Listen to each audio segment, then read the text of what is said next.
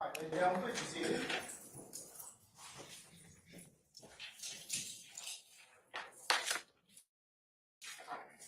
All right, ladies and gentlemen, we are back on the record in the matter of the state of Georgia versus Cleef Adams et al.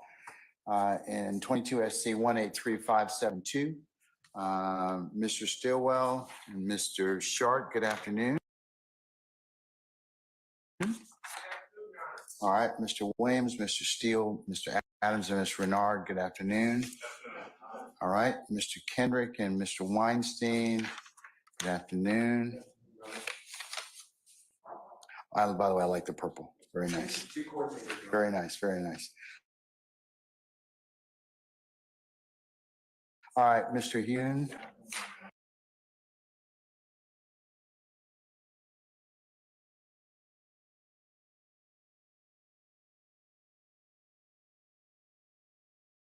Mr. Smith, Ms. Hilton, Mr. Atkins, and Ms. Love, good afternoon.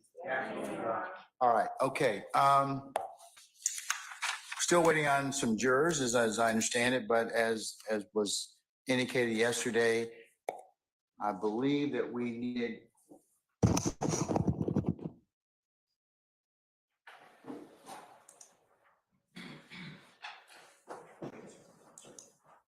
if memory serves me correctly, Mr. Steele and Ms. Hilton, I need a rule on States Exhibit 175, Charlie Echo, specifically the portion 415 to 455. Is that correct? Yeah. All right. Is that correct? May I speak? Yes. Actually, you said 415. It's actually 406 to 455. All right. Okay, and can I listen to it? Yes, Your Honor. All right, if you'll play it, please.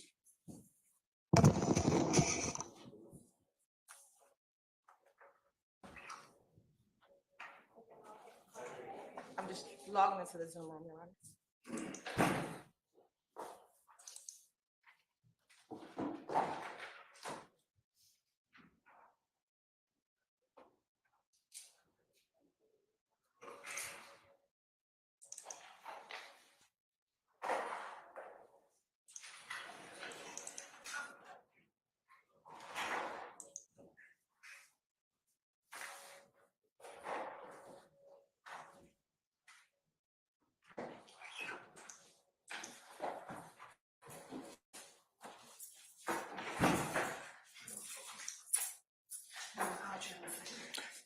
Thank you.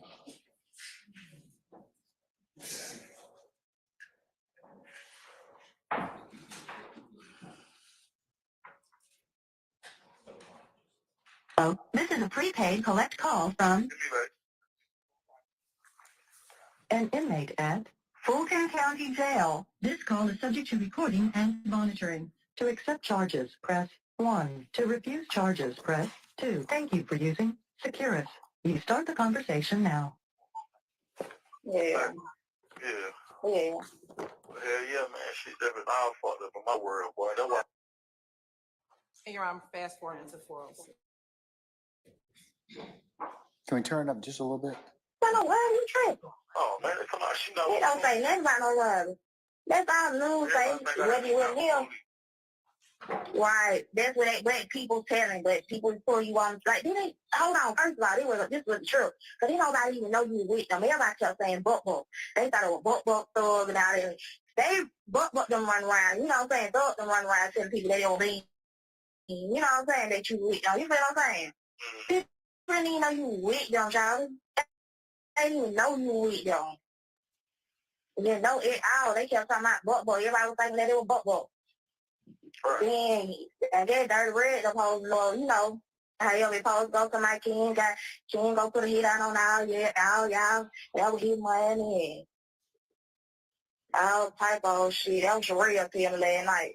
Be home, baby mom. I said, honestly. No, I ain't got nothing. Honestly.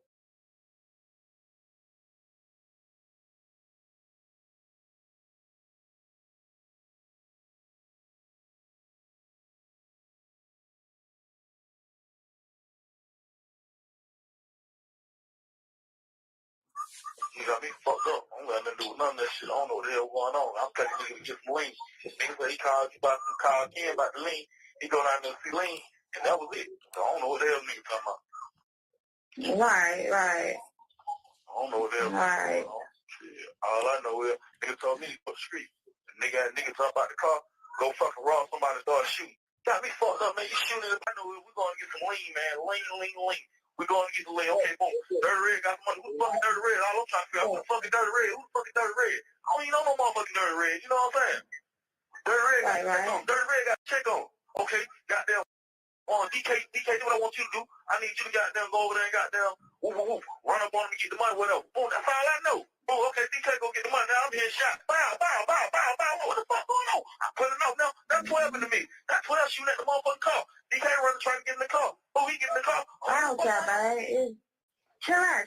You don't do much. It sound like you too hyper in there. Chill out. That shit was just too fucking much for me, man. Them niggas. But no, like I said, though, they better be careful. I will do nothing to them when they look at it, cause, man, don't put me in no bullshit like that, boy. Exactly. Y'all got me fucked up, man. Y'all nigga put me in the middle like that, and I'm a fucking family man. Hustle nigga, man. Don't get out here and do shit like that. If I didn't know we were going to do something like that, man, I would let y'all niggas do that line shit on y'all own, boy. That's why I tried to get out of the situation. Soon I seen it going down. I'm like, oh, hell no, this nigga tripping. First shot going, boy, let me get out this shit. Big homie like, hell yeah, man. This nigga tripping, boy, let go. I'm like, we getting the hell on. Man, boy, you know, they had up. Yeah. And Your Honor, I stopped the recording at 7:17. I played it a little bit longer so the court would have some context regarding the argument. Okay, all right. All right, there's no objection as to the periods of time outside of that particular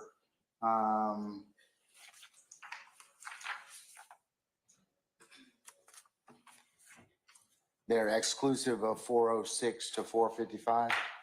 Your Honor, I have objection to the entirety. I adopted Max Shard's objection. You overruled it.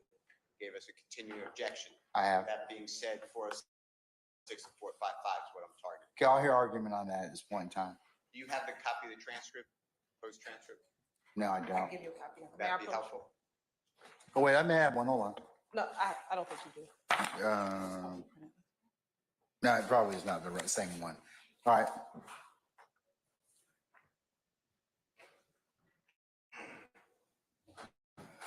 Okay, I'll mark this as the next court exhibit in order. It references, it purports to be a jail call of Exhibit 175 Charlie Echo.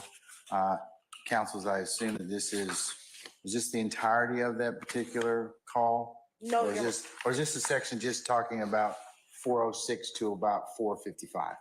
Your Honor, this is the section that the state intends to play. So it's actually two portions, 1 minute to about 57 seconds, and then from 406 to 7:15 where I ended it. Okay. The relevant portions, Your Honor, will be on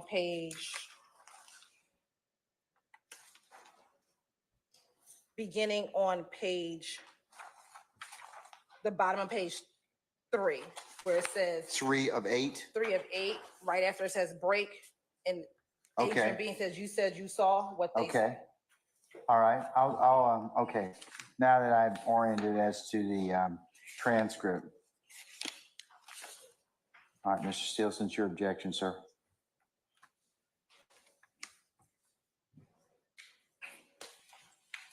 What's the basis? It is hearsay, Your Honor, and it is double hearsay. It is on page, the relevant portion really starts, I know it does start on page 3 of the next court exhibit. I don't know what number that is. But going on to page 4. I'm sorry, one more time. 4 of 8. 4 of 8? Yes. Shit, we don't know that about You'll be out there, right? Oh, yeah. And in the big paragraph that says Courtney Bean, Yes, sir. starting on line 7. Okay. And Courtney Bean is repeating what other people are saying. And she's not going to be a witness from what we were told. It says, right. That's what people telling, but people pull you on. like they don't, but hold on, first off, all of this, what the trip, because nobody even know you was with them. Everybody keeps saying buck, buck. They thought it was buck, buck, thug, all the other. I would argue that all of that is other people, supposed statements coming through Courtney Bean to Adrian Bean over the recorded call. I asked you to exclude all that. It then continues. What's the what? Where to where, sir? Okay, I apologize. I started on page 4 of 8, Yes. line 7. Courtney Bean, according to the transcript, which I did look at the transcript, there are some slight changes, but it's, for purposes of our conversation, it's correct. And it says, right, but people telling. People telling. I think the word is what, but, you know, I can't be sure. I'm going to give an admonition that talks about that if I decide that it's admissible to begin with. Understood. It says, but people pull you on like they didn't, but hold on first off all this, what the trip, because nobody even know you was with them. Everybody keeps saying buck, buck. They thought it was buck, buck, thug, and all that. I don't hear the word other, but it's in there. So my point, I stopped there. It's on line 11 on page 4, from 7 to 11. All of that is Miss Courtney Bean, who's not a witness, that's hearsay. And it's Courtney Bean repeating what other people supposedly say or think or tell. So all of that, Your Honor, is for the truth of the matter asserted. And I make the same objection I made on C, 175 CC. Then it continues. Oh, I'm sorry. Go ahead. And then it said they, buck, puck, them running around. You know what I'm saying? Thug, them running around, telling them people it was Bean. Is, again, it's other people being supposedly told. You don't know if where Miss Courtney Bean's getting from. Miss Courtney Bean is not a witness, so I object under hearsay. And it says, you know what I'm saying? That you was with them, you, and I think it says C, but it says feel what I'm saying. People did not even know you was with them, shawty. Again, it's other people's thoughts. So she had to get that from hearsay, other person's thinking or speech. And it said they didn't even know you was with them, meaning other people. That information had to come from a third party who's unknown. They did not know at all. Same answer. They kept talking about buck, buck. That's somebody else speaking, not Courtney Bean. It'd be hearsay, double hearsay. Everybody thinking it was buck, buck. That's speculation, what other people are thinking. And hearsay. Goes on to page 5 of 8, Your Honor, at the very top, line 2. Then I guess dirty red supposed to go, you know, however it's supposed to go. That is speculation. It's also talking about what dirty red knowledge is. He's not, he's a gentleman, Derek Dotson, God forbid, he's deceased, he will not be talking. Then it says talking about Ken going to put a hit out on you all. So that's another person, that's a third party, that's hearsay, that was his money, all type of OSHI blank. That's what Cheryl, who is, I don't know who that is, and Cheryl spelled S, in this it's spelled SHERELLE, told me last night. I don't have talking about, I think that's not there. Then it just says Big Homie's baby mama. So I assume that Cheryl is whoever Big Homie's baby mama is. I said, honey, please. So my point to you is it appears to me in this section, Your Honor, that you heard, but I use the transcript just for ease. And I do understand that the recording is the evidence, but just for ease, for the purpose of this motion, everything here appears to me to be hearsay from either Courtney Bean is not a witness or Courtney Bean heard it from someone else. So that would be double hearsay. And that person, to my knowledge, is not testifying about any of this either. So So My objection's the same. So I understand if I understand your objection correctly. You are specifically asking the court to exclude from page 4 lines 4 through, page 4 lines 7 through about 18 in total. And Page 4, lines 7 through 11. Is that correct? no. 7 through 18, I should say. Yes, but then going on to page 5, line 2 through Yeah, I 6. Yes, that's exactly right. It's basically that entirety of that hearsay. That's what that's what I targeted. Okay. And then that was it for that portion. Is there anything else on this tape that, other than that section from 406 to 455, are those two sections, are those the ones you're talking about? Yes, without waiving the other issue raised by Attorney Sharp. Yes, that's Okay. exactly right. All right. Ms. Hilton? Thank you, Your Honor. Your Honor, the state does not intend to introduce the section on page 4 through 8, which starts at line 7 through 20, or page 5 through 8, that starts at lines 1 through 6, as hearsay. Sure. The state does not intend to introduce those portions as reference as hearsay, Your Honor. We're not offering it for the truth of the matter asserted in what she has said. The truth of the matter would be, we want to believe that everyone kept saying it was buck. That is not why we are offering it.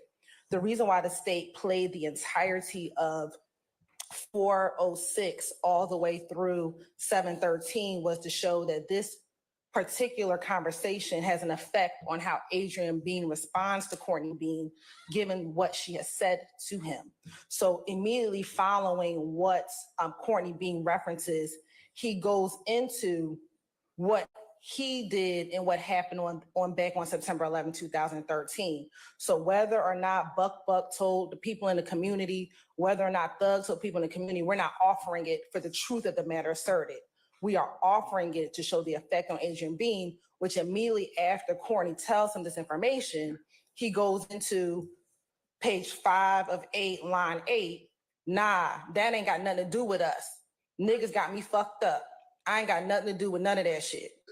I don't know what the hell was going on. I was taking a nigga to get some lean. Nigga said he called Ken about the lean. He go down there to see the lean, and that was about it. So I don't know what the hell a nigga talking about.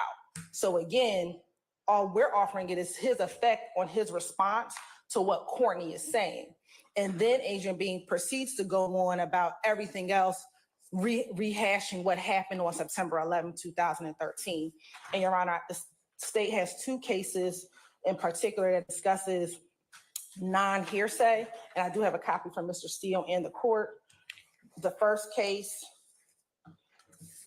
and may I approach, Your Honor? No. You can.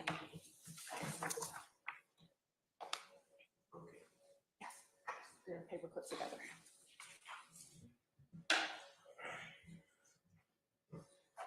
Is going to be, the first case, Your Honor, is Brown v. State, which is 332, Georgia App 635. And you can find it in Division 1.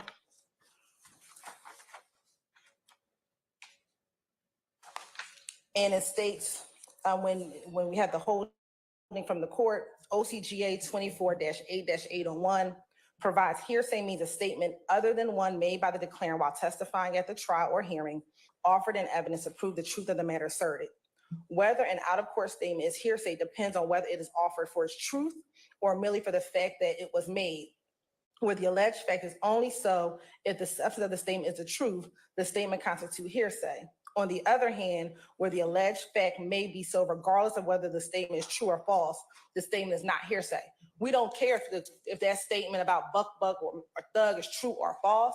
We solely are bringing it in to show what Adrian's response was to Courtney telling him this information. So whether or not Big Ken was going to have a hit out on them, again, true or false, it does not matter. We are bringing it in solely for what Adrian's response to that was, which was, nah, I ain't got nothing to do That ain't got nothing to do with us. So again, that was his response. So it was his effect, the effect on the listener, Adrian Bean being the listener, for which the reason why the state is bringing in these statements. Again, continuing in that Brown case, Your Honor, it says in this particular reason, the statements are not hearsay because the state offered them for a purpose that did not require the jury to assume that the substance of the statement was true. Here, the evidentiary facts that the state offered the statement in that particular case was to prove that there was a conversation about a payment of drugs, money, and that the mother was going to pay for some drugs. But again, the state is not offering this particular statement about any truth of what Ms. Courtney Bean was saying at all. It was solely to show Mr. Bean's response to what his wife was telling him. And Your Honor, the way that this portion of the conversation starts, she asked him, if we go back to page 3, right before this is the part that the state does not intend to play, but they're talking about what's on the news as it relates to this particular incident. And so we start this particular portion at, you said you saw what they say. Adrian's asking Courtney Bean that. And her response was, who, the news? And he says, yeah. And then she continues to say, oh, the news don't say nothing. Oh, the news don't say nothing but a suspected shootout with police. That's all. That's all. They ain't say nothing about no robbery. You tripping. And then Adrian says, man, they talking about a shootout with the police. Courtney said, it don't say nothing about no robbery. That's all the news say. And then Adrian says, everybody think I had a shootout with the police. And then she goes in to say, well, let me tell you, this is what these folks are saying out here in these streets. Right or wrong, his response is, nah, that ain't got nothing to do with us. Niggas got me fucked up. So again, it's not about what she actually said. Adrian is responding to Courtney, given this entire conversation. Then again, he goes on to explain everything. So for that reason, Your Honor, the state would ask that you deny Mr. Williams' motion. The other state is Graham v. State. It goes for that same proposition, Your Honor, that again, because we're not offering it for a hearsay purpose, this is non-hearsay, that we are asking for this portion not to be redacted. All right. Graham is, and I apologize, 331, Georgia App 36, and the relevant section is in Division 2 of that opinion. You're welcome. All right.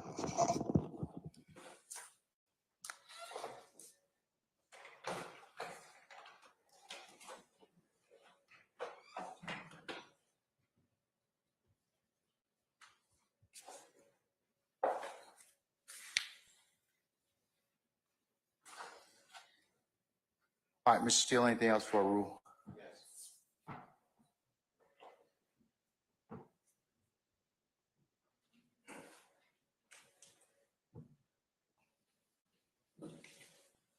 The only time in this recording that thug, the word thug, the name thug is mentioned in Exhibit 175 CE is in the section that we have, and it is not needed to explain anything on the listener, because if it was, Adrian Bean was a witness here.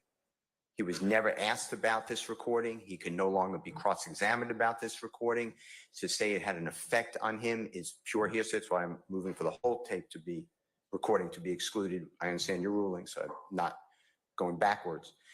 But that is being offered for the truth, because then the state is going to say thug was mentioned by Courtney Bean, and then the state is going to argue that if it's not for the truth of the matter asserted, then this should not come in. If the court wants it to come in, then it has to be respectfully redacted from thug under 403. Because if it's not for the truth of the matter, why does it matter that thug was mentioned? Well, it's a conversation that she's having, but it's not hearsay. It's the effect on the listener. Well, And then the 403 analysis, I'll hear that. So I disagree. under 403, why is it more prejudicial than probative?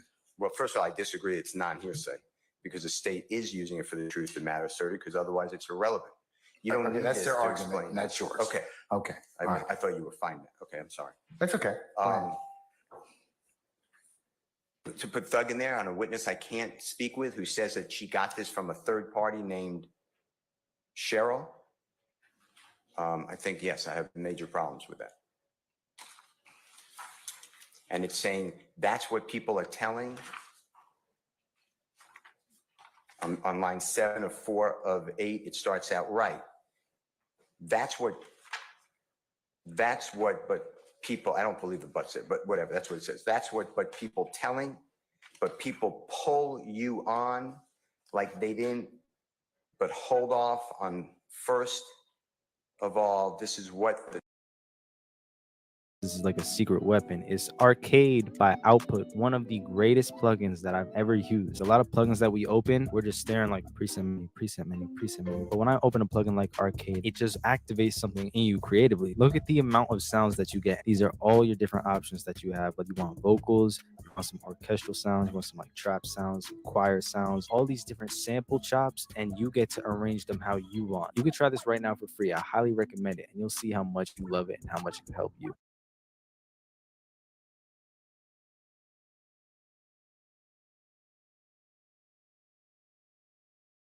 Contextual, because right after that, Bean says, "No, I ain't got nothing to do with us." I mean, he's responding to a statement that his wife made at that point in time. Not exactly sure I agree with that. If you go up above that part that I'm challenging, on line 1 of page 4 of 8, Adrian Bean, man, they talking about shootout with the police. Courtney Bean, it don't say nothing about no robbery.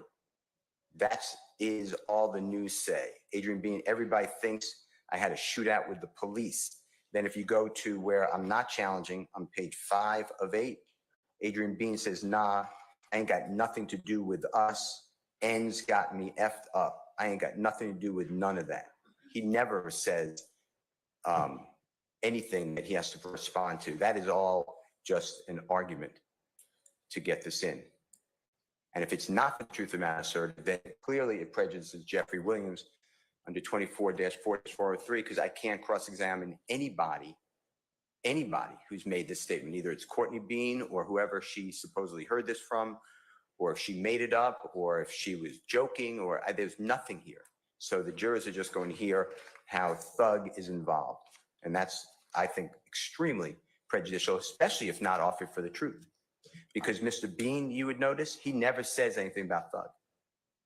He never says anything in this conversation about Jeffrey Williams. So the only time it's used is when the state is saying, well, we don't want it for the truth. We just want a response to just, if the state really feels like that and you really agree with that it's an effect on a listener, then I respectfully fall back on a 403 argument, because I can't do anything with the word thug, and it's in 2 places. All right. But I'm really at my first argument. Okay.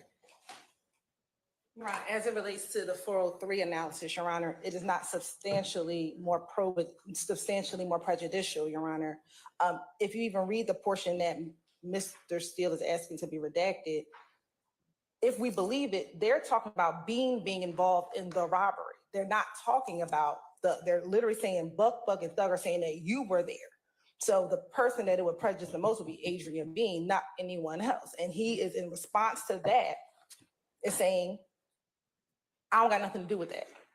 So again, Your Honor, it's not prejudicial as to Thug. And again, the mention of Thug isn't prejudicial because Mr. Williams has already been mentioned in this trial through the interview.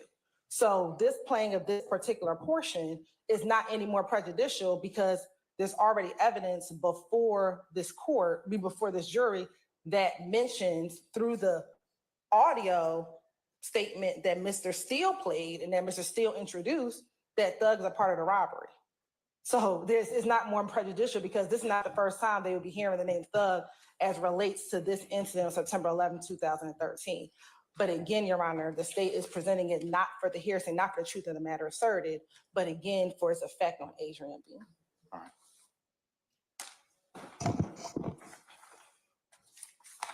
All right, folks.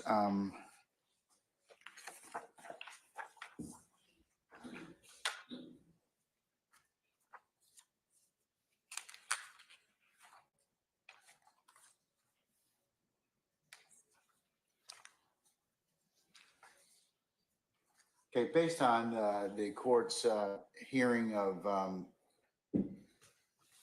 States 175 Charlie Echo relevant portions, 406 to 455. I'm going to overrule the objection at this point in time made by defendant Williams. The courts had an opportunity to take a look, not only listen to the evidence, also take a look at the transcript, which will also be included for the purposes of the record as the next court exhibit in order. The courts also had an opportunity to consider the state's arguments under Brown versus the state at 332 Georgia Appeals 635. The court is of the opinion that that the statements are not in fact hearsay, but they are being offered to explain their effect on specifically Mr. Adrian Bean and their subsequent and his subsequent statement or conduct therefore afterwards. So the courts are of the opinion that they are of non-hearsay. Continuing on doing a 403 analysis, I don't find, and what the court has heard thus far in terms of testimony that's been introduced in this trial already, that the statements are not more prejudicial than, or not more prejudicial than probative. So for those reasons, the court will admit those at this point in time over the defendant's objection. Mr. Steele, I'll give you a continuing objection. Let me also deal with the issue of, I assume that you all are going to give the jury a transcript of this particular call at some point?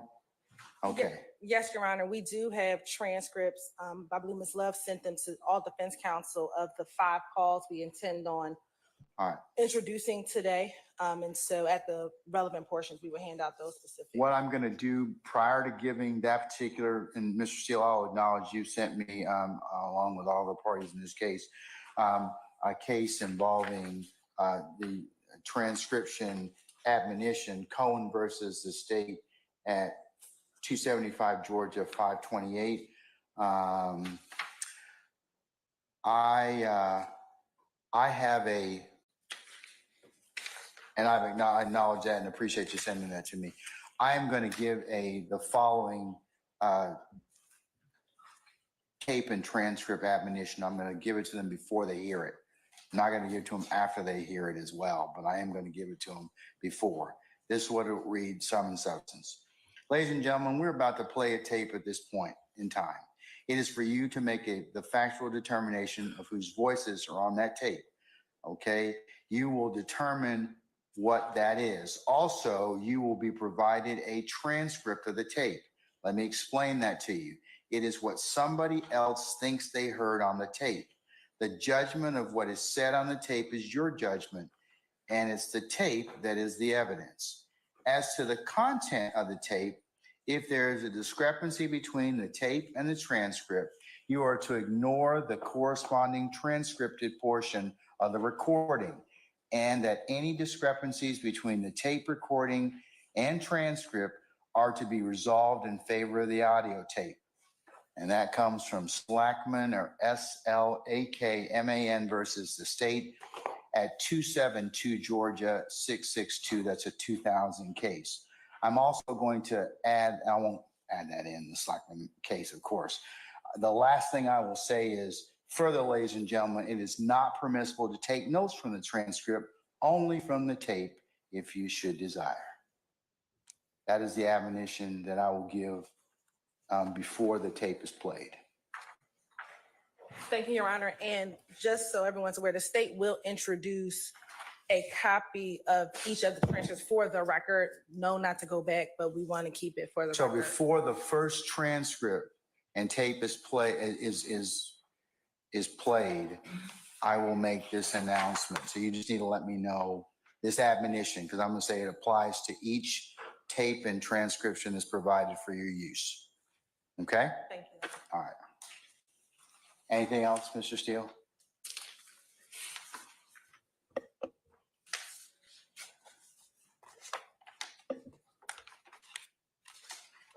Your Honor, will you, if the court is going to permit the transcript to be used over objection, by the way, and I hope it's continual. Yes, it will be. Can the court have the sheriff deputy or bailiff. Oh, we will take it up as soon as it's over. That's what I was gonna say. Yes, I forgot that. I'm gonna take, Lieutenant Walker, if you'll make sure that after we play the tape and the transcript is given after each playing, take up the transcripts, make sure you get all the necessary copies back, okay? Yes, All right, thank you, ma'am.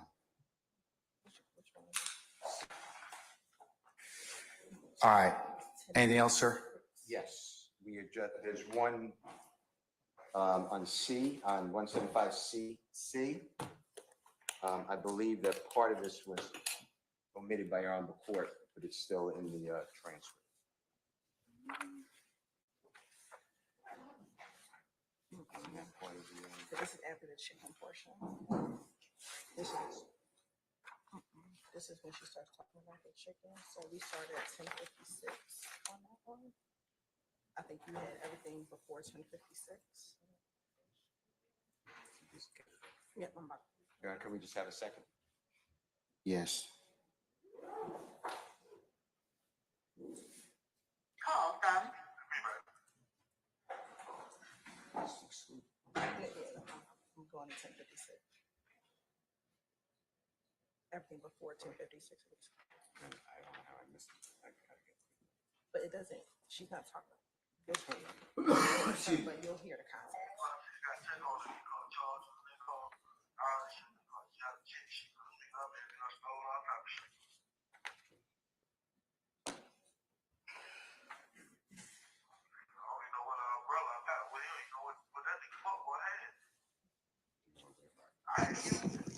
Ladies and gentlemen, we're recessing in place, okay?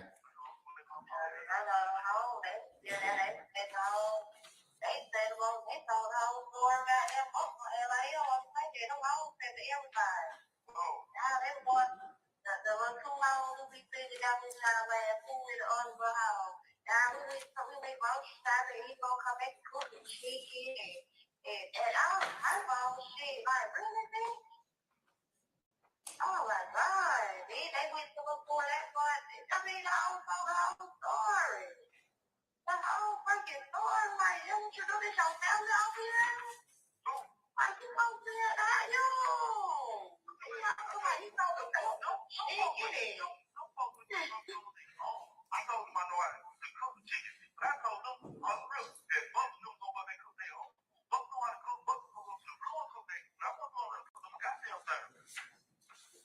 If that was Buck know how to cook the food, then they lie. Yeah, you supposed to cut that and fried chicken. I don't know. My car, they've already had anything going on. You don't even know that. Hey, You guys did change that. That's what that is. Can you change it?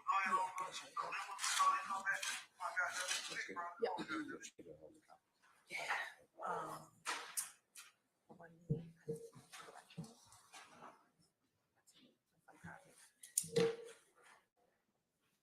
Yeah, I'm about to finish it. Thank you, Mr. Stewart.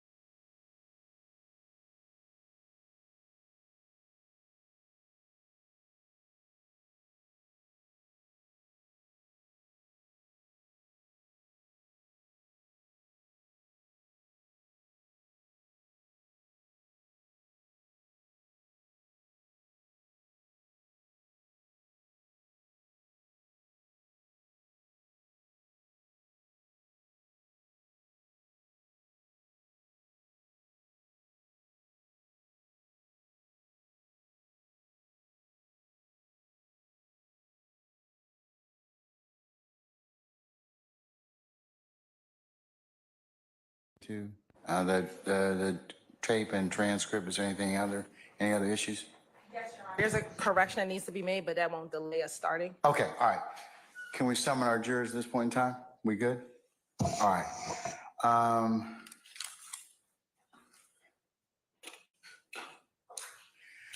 All right, Lieutenant Walker, can you summon our jurors for us, please? Yes, ma'am. Thank you.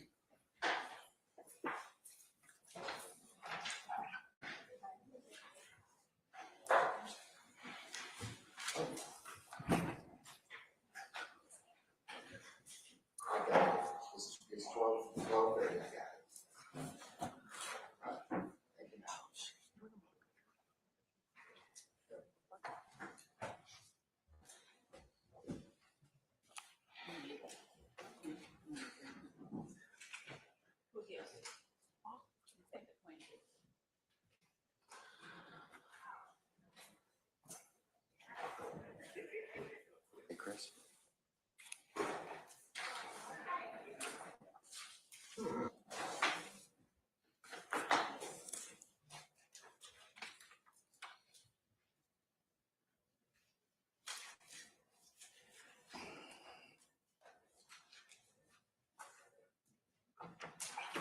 Our aspect juror, please.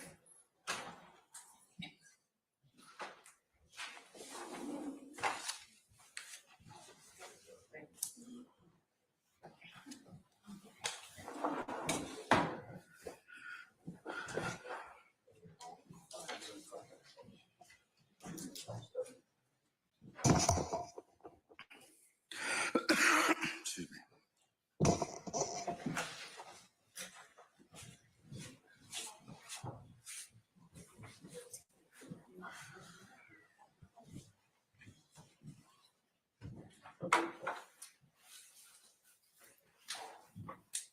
Your Honor, our jurors are present in council. All right, thank you, Lieutenant Walker. Ladies and gentlemen, please be seated.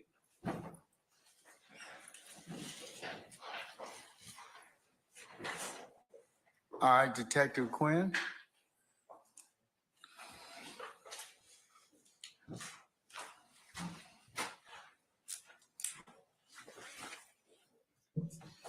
Judge. All right. Ladies and gentlemen, good afternoon. Good afternoon. All right, without further delay, we're going to go ahead and continue with the presentation of the state's case. Detective Quinn, you're still on the road, sir, okay? All right, go ahead, ma'am. Thank you, Your Honor. Good afternoon, Detective Quinn. Good afternoon. All right. So on Tuesday or Wednesday, when we were here, we talked briefly about you speaking with or attempting to speak with Frederick Prothro and Walter Murphy. I want to go back to that briefly. Yes, ma'am. Where did you go to try and speak with them? Grady Memorial Hospital. And I think earlier you said you were unable to speak with them first. Why were you unable to speak with Walter Murphy? Well, I got to Walter Murphy's room. He had some family members in there. They immediately told me, I'm sorry. Hold on. Who said that? Is that you, Mr. Matthews? Yes, it was, Your Honor. All right. Mr. Steele, I'm going to sustain both objections. Yeah, don't tell us what they said, just what happened when you went to the room. I found out when I got there, he'd been under medication, in particular morphine. And I didn't want to speak with him if he was under the influence of any kind of drugs. So I discontinued the interview. I did audio tape that exchange at the hospital, but I didn't take an interview with him because of the drugs. And what about Frederick Prothro? When I got to Frederick Prothro's room, he didn't want to talk. You got to stand, and I got their witness, so you are, so. You're I'm right. going to sustain the objection. He didn't say what he said. He didn't say any, he just said he didn't want to talk. I mean, that's not here. I will reverse myself. I'm also overrule the objection. Okay, all right. Go ahead. All right. Now, when we left off on Tuesday, we were actually talking about jail calls. Why is it important to listen to jail calls? Jail calls, they're good evidence for me and what I do. Oh, hold on. I'll sustain as to form. You can rephrase, Ms. Hilton. In your experience, have jail calls been helpful in your investigations? I would say so, yes. Why have they been helpful in your investigations? Overruled. Mr. Matthews. It's just a tool in my toolkit. You know, I have different tools that I use when I work these cases. That just happens to be one of them. It's evidence. And I think we talked about earlier on Tuesday that you were able to pull jail calls of Adrian B. That's correct. And when you listen to those jail calls of Adrian B, do they assist you in your investigation? Absolutely. And briefly tell jury, how did it assist in your investigation? For me, it was an inflection point in my investigation because I had no information other than the rudimentary evidence that was collected at the scene and the testimony from some of the law enforcement officers. And as you listened to some of those calls, did you find calls that gave you some additional information? Yes, ma'am.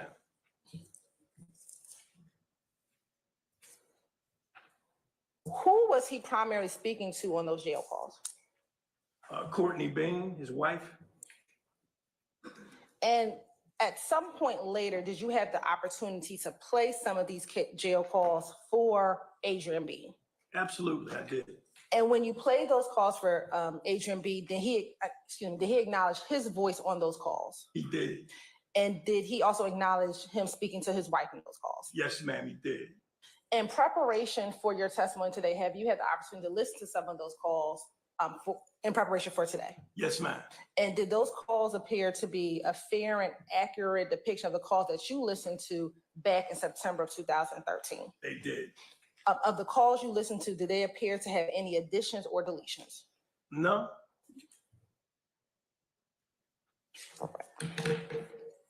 You mind permission to approach? Have you shown those to defense counsel already? Defense counsel has the Okay. calls we're going to hear today. All right. I'm going to show you what's been marked as State's Exhibit 175. Tell me if you recognize State's Exhibit 175.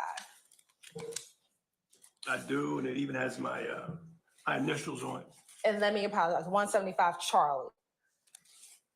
And are those 5 of the calls that you listened to in preparation for your testimony here today? Yes.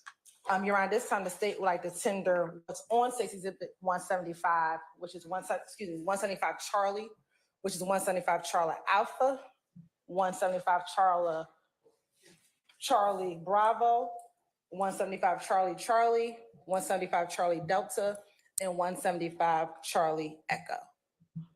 All right. Any objections other than the ones that have been otherwise been noted? Continuing objections being granted. I'll admit States 175 Charlie Charlie Alpha, Charlie Bravo, Charlie Charlie, Charlie Delta, and Charlie Echo over defense objection.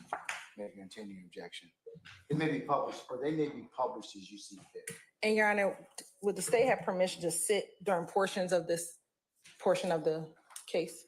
Sure. And Your Honor, we will start with 175 Charlie Alpha first. Okay. And we're going to submit a copy of the transcript for the record, Your Honor. All right, ladies and gentlemen, before we play, what's the first exhibit, madam? 175 Charlie Alpha. 175, before we play 175 Charlie Alpha and the subsequent recordings that the court just admitted, you'll be given a tape and then a corresponding transcript. And I'm going to read you an admonition that I want you, that will follow each of those particular recordings to give you some direction, okay? Ladies and gentlemen, we are going to play a tape at this point in time. It is for you to make a factual determination of whose voices are on the tape. You will determine what that is. Also, you will be provided with a transcript of the tape. Let me explain that to you. It is what somebody else thinks they heard on the tape. The judgment of what is said on the tape is your judgment, and it's the tape that is the evidence. As to the content of the tape, if there is a discrepancy between the tape and the transcript, you are to ignore the corresponding transcripted portion of the recording, and that any discrepancies between the tape recording and the transcript are to be resolved in favor of the audio tape. Further, ladies and gentlemen, it is not permissible to take notes from the transcript, only from the tape if you should desire. And after each recording's been played in the transcription, we will take up that particular transcription and then we'll provide you with the next transcript for your consideration. And the same admonitions will apply. Okay? All right. Thank you, ladies and gentlemen. All right, Lieutenant Walker, if you will hand out those, ladies and gentlemen, just take one. And once all of you have a copy, just let us know that you're ready to go.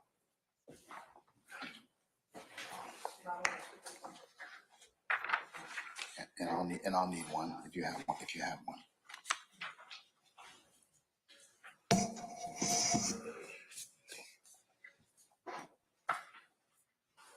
We have 175 Charlie Alpha Tango for the record. All right. You may publish as you see fit. Madam, hold on. You want short?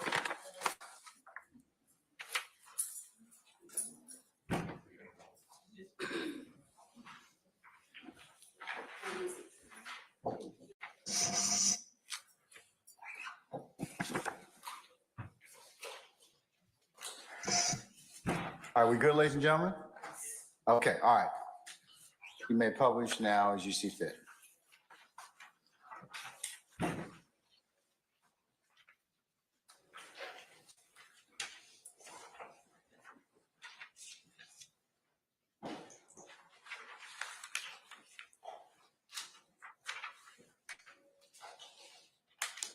This is a free call from an inmate at Fulton County Jail. This call is subject to recording and monitoring. To accept this free call, press 1. To refuse this free call, press 2. Thank you for using Securus. You may start the conversation now. What up, man? Sure. Man, please. How you feeling? Man. What's the bullshit? Oh, yeah, I know, man. It's crazy. Ain't nothing but the Lord, though. Everything on for a reason. Yeah. Yeah. You gonna be out there, motherfucker, that way. Oh, yeah. I ain't do shit. Yo, what the name say? Whatever. Bro, in the high level. No. I don't know, man. I got AJ. We came home. I'm sure before you came over here. They came over here about 8 o'clock. Mm-hmm. Yeah, they did. So we Nah, better this came nigga to has to right quick so I can tell him something right quick. Go. Bro,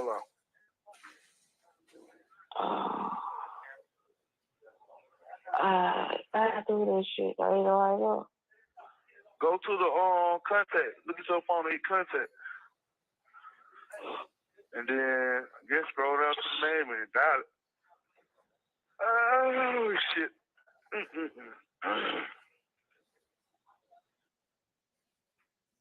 Damn shot Big Fred all in the back and shit. Shot goddamn DK all in the damn legs and shit.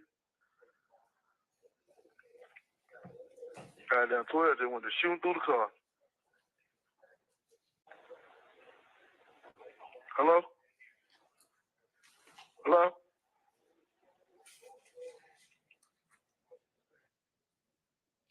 Sweet. Baby. Yeah. Yeah. So I tried to look inside, but you still talking at the same time. Hold on. All right. Hear me? Don't click up till you pick up, all right? When you dial, don't let them answer the phone before you click back over. I don't like using that shit, man. I ain't got time for this shit. We already done. Hold on. Hey, free call. I'm downstairs. I ain't even made it around the corner yet. When I get where I'm going, I ain't gonna be able to make no three-way call. You can hear me? What? You can hear me? Yeah. Okay, well, What? when I hear ask how to mute the phone, what I supposed to do? What you mean? When I press add call and mute the phone, it automatically mute my phone. What you mean add call? You supposed to hit call. Yeah, let's go to content first. You was Bro, I'm in it down. So hit bro first. yeah. Okay.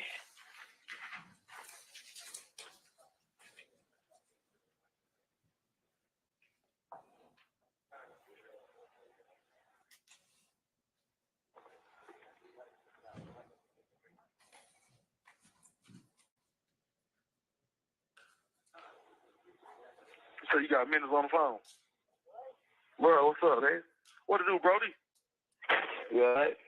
Hell yeah, man. I just talked to them niggas though. What they talking about? Shit. Man, I know how that nigga, man, them niggas down there got a nigga killed, boy. Fuck you talking about, man? I said that shit, man. Little nigga DK shot at 12, nigga. Yeah, he said it. For no reason, boy. He shooting for no reason, though. That's why they started shooting that child. Man, that nigga just stopped, boy, for no reason. Called the little young guy there. I'm like, hell no, boy. Hit Big Fred, hit his ass. Me and Thor got down. We get out the car and run. I just went the wrong motherfucking way, man. I should have followed Thor. Fuck that wall. For a reason, though, man. They got to get this shit off his back anyway. For sure, bro. Yeah. Hello? Yeah, I'm here. Yeah, man. Hey, bro. We had to go like that, man. Nah. Everything for a reason, though, man. You know what I mean? It was all set up. I did the same thing I did. Sitting around, goddamn, last night, goddamn, talking that bullshit. But I ain't gonna never goddamn do it like this. I never do this, man. Can't no shit. What they got you charged with, bro? Shit, but the punk ass little driving license, been a license was charged. Goddamn, the aggravated assault. I ain't charged with none of that shit today. I could have gave AC nothing and been at home, child, man. Yeah, that's what I told you. That's what I kept telling the store. Don't tell them I that. know that I was a victim, man. I had to take out robbed, man, and they was shooting at me, and I was running for my life. For sure. That's what's up, nigga. Cause goddamn, I ain't see DK them pull out on that boy. All they know is Red. That nigga Red was trying to rob y'all. Yeah, that's what they said, too. For sure. They just let that nigga out, though. Around, man. They just let that nigga go, bro. Yeah, they let the nigga go, man. Me and that nigga, he ran. I wasn't too far from him. Nah. He went to Mickey D, nigga. I went from around the laundromat to goddamn that Dollar King over there, trying to make it over there through Little Haiti for Cleveland E. Goddamn, up through the top of that, and I go hit Jamal in my old apartments. Goddamn, go down there and chill with Big Nick, you know. But shit, man, that whole goddamn come out of nowhere, boy, around me clean over. That was goddamn, that was thorough, man. Big Nick out. Yeah. I hit you with the car. Yeah, they ran me smack ass low, man. My mom broke my goddamn collarbone and shit, man. You alright though, ain't it, bro? Big ass knot on the back of my head. That nigga escaped, bring the police back to the spot, bro. He did. Yeah. Okay. Hey, you went up there trying to get the fucking car? Yeah, what they told him, come bring him to the person who he let the car to. Nah, he's my goddamn. I've been down here chilling with Bean. He been staying down here and all this and shit. Them folks are fucked up. Yeah. You don't even look like a nigga to survive in that motherfucker. Fuck you so much, nigga. That shit, alright, man. that shit breaking news all day long, man. It's like that vivid on news all day long. I'm on the news? Yes, sir. My picture and everything? No, they just show you getting in the police car. Oh, shit, man. I made the news. Well, that shit everywhere, man. Hell. Yeah. Man, that was get out, man. Like I said, everybody out for a reason, though, man. Fuck it. For sure, bro. I don't know do shit with nigga like that anyway, so. For sure, man. That's what I'm saying, man. Like, I can't even think about this. All I be thinking about all them, like, just told, babe. You know what I'm saying? Like, this shit crazy. This shit don't even seem real. Fuck, man, broke over these niggas, man. You drive your own shit. I don't give a fuck what's going on. You feel what I'm saying? Because, like, nigga, you just stay here. We went to Ken Shop first, right? But, you know, when you see shit, man, you gotta go on and get that shit. You know what I'm saying? Gotta go on and get it, bro. I said the same thing. Man, Gotta go on and get it. You gotta go on and get it right then. Man, we got them going back to the Ken Shop. Okay, they coming out of Ken Shop right up by the Chevron. Boom. Damn, man, they ride. I see them, I turn around, I'm following them, nigga. I follow them, nigga, all the way up there on Summerdale. So, okay, cool. Soon we see the tire, I said, give me a chance and let me see what the fuck this is in the tire first before you even get out the car, DK. Man, that nigga hopped out the car, man, and just started busting. Wow. 12 got them bag up, turn around, bag up. Niggas, by that time, they're trying to turn around and get up out them motherfuckers. They run and hit me. Boom. Bump the car. I run still through the goddamn gate, through Summerdale on the opposite side. Boom. He shooting through the car. Boom, boom, boom, boom, boom, boom, boom, boom, boom, boom, boom. Man, I'm talking about, I'm talking about bullet car sprint clean through the window, boy, down the light. Like it had went through my head, boy. I got it through my head and came out my face, boy. Bullet car clean through that motherfucker. Boom. Then I believe one of them niggas in the back shot Big Club, man. Say the police shot. 12 shit. Big Club, DK had to shoot that nigga. Cause 2-3 shots went off with the car. And we were jumping them hills and shit. So I was like, damn, boy. After we spray, I'm glad one nigga didn't just hit me in the head and shoot me, boy, cause some nigga ran on nigga. That nigga thought they got down Big Fred jumped out the car, the police shot, they were still shooting. Nah, that nigga probably shot Big Cook. Him, Big Fred, and goddamn DK had to scrap. I wouldn't even scrap my 22 at home, man, my AR in the trunk. You get that $150 off the cup holder, bro. Huh? You got that $150 off my cup holder.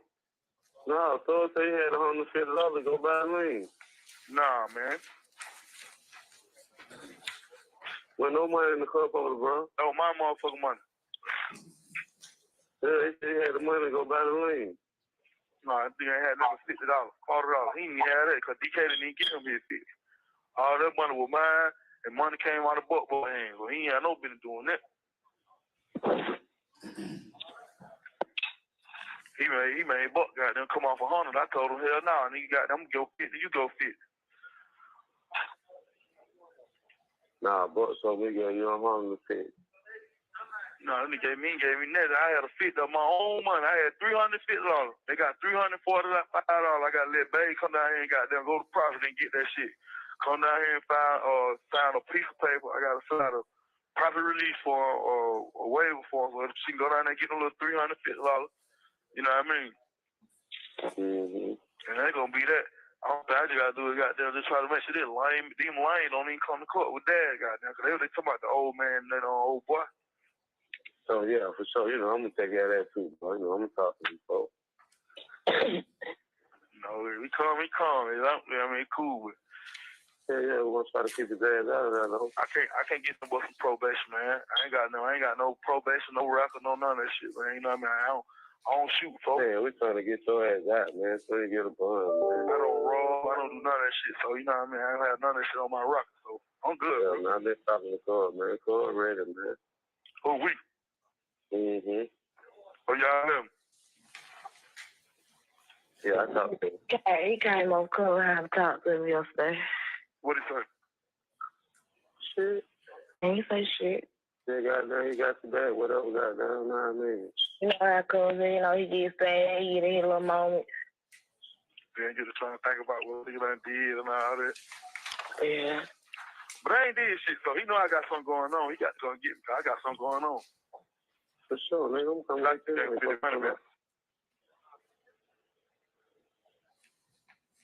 you. Shit crazy. I love you, mate. Love you, cool. Got 1 minute.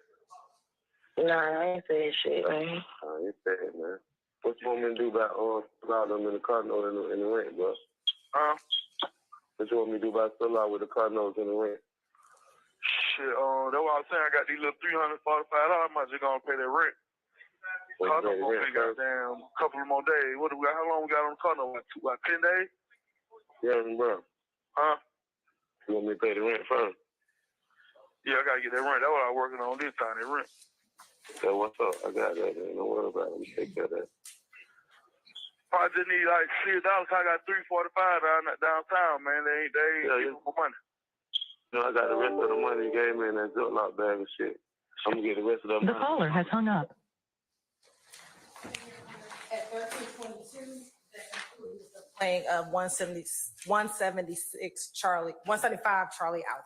All right, Lieutenant Walker, if you collect up all the transcripts, please. Let me know when that is complete.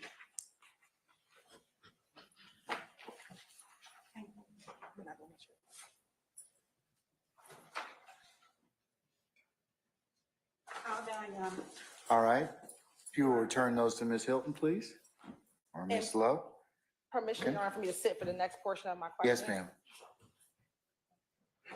Now, Detective Quinn, can everyone hear me? I'm going to go through some portions of that call, okay? First, I'm going to go to 2 minutes and 45 seconds to 30 minutes and 10 seconds.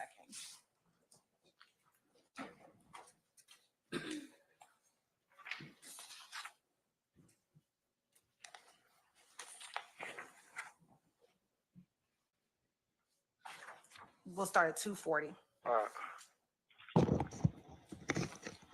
Yeah, baby. Don't click up till you pick up, all right? When you dial, don't let them answer the phone before you click back over. I don't like using that shit, man. I ain't got time for this shit to be like that. Hold on. Okay, it's a free call. I'm downstairs. I ain't even made it around the corner yet. When I get where I'm going, I ain't gonna be able to make no three-way. Now, did you hear him say when he's downstairs, he's not gonna be able to go, when he goes around the corner, he's not gonna be able to make any free calls? I did Have you been to the Fulton County Jail? many times. Okay. When he's referencing downstairs, are you familiar with the area in which he is referencing? It's the intake area. And when he means going upstairs, what area would be upstairs that he would be referencing? That's population, get assigned a cell. Okay. And generally, when individuals get booked in or go into intake, do you know, and if you know, about roughly how long does it take for them to go up into population, if you know? That I don't know.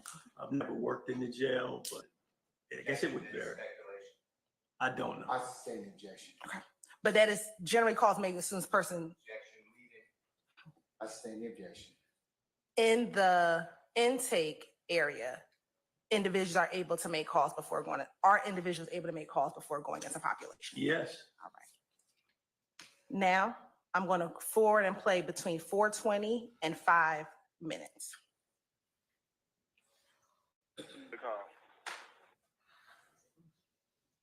I'm going to start a little bit earlier at 4:16. You all right? Hell yeah, man. I just talked to the nigga Thor, though.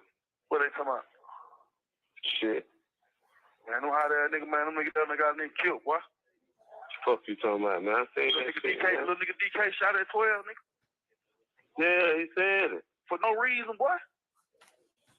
He shooting for no Yeah, he reason, said. though. That's why they started shooting that child. Man, that nigga pissed off, boy, for no reason. Call the little young guy there.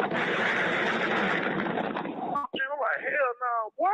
Hit Big Fred, hit his ass. Me and Thor got there. We get out the car and run. I just went the wrong motherfucking way, man. I should have fought Thug there. Fuck Man, that wall. for a reason, though, man. They got to get this. Now, Detective Quinn, in that portion, did you hear the reference of someone or individual by name of Thug? Yes. At this point in your investigation, had that name come up for you? And at this point, when you're listening to these jail calls? No. Is it at this point in time that this name comes to your attention? It does. Right.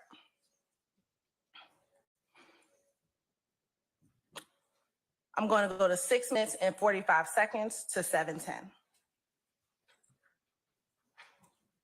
Get off it back anyway. And let me ask you this. Well, no, never mind. 6 minutes and 45 seconds. Yeah.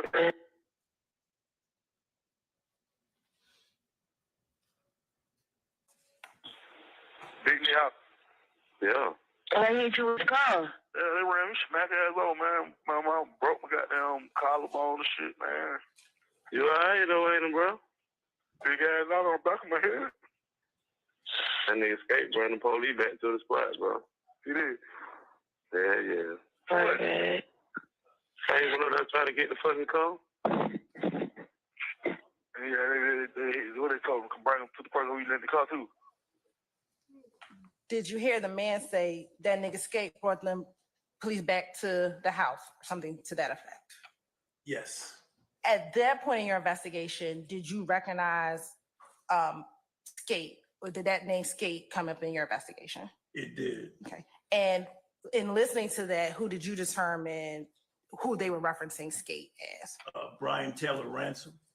And is that someone you had already interviewed? Correct. All right. Now going to 8 minutes and 24 seconds.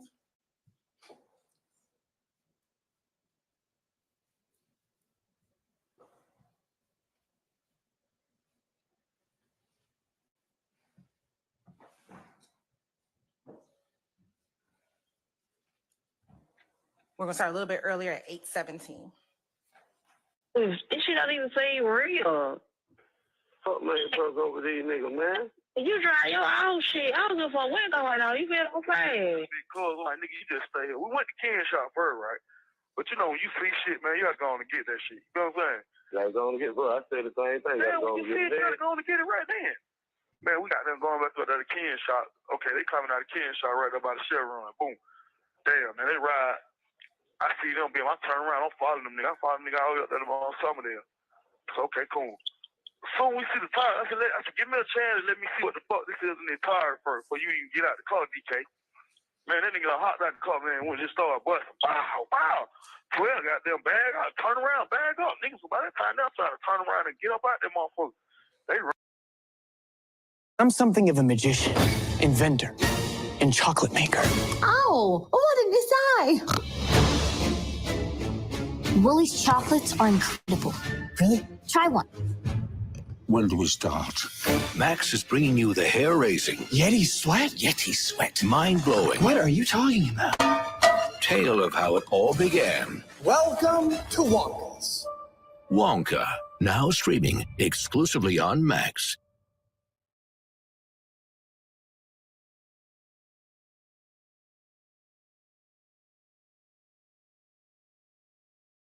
Would you take a Tesla Powerwall and brand new solar panels at no cost? If so, then you need to watch this before this program is gone for good. This $555 billion clean energy program is allowing thousands of Americans to get the newest generation of solar panels and Tesla Powerwall, and you don't have to pay for any of the installation or equipment. That's right, you can get paid to go solar and even get a Tesla Powerwall like this. Most people think that going solar is going to cost a fortune. But thanks to this program, it can be done at little or no cost. Online registration for this program has just begun, and the spots are filling up fast. If you want to claim your spot, just click the link below.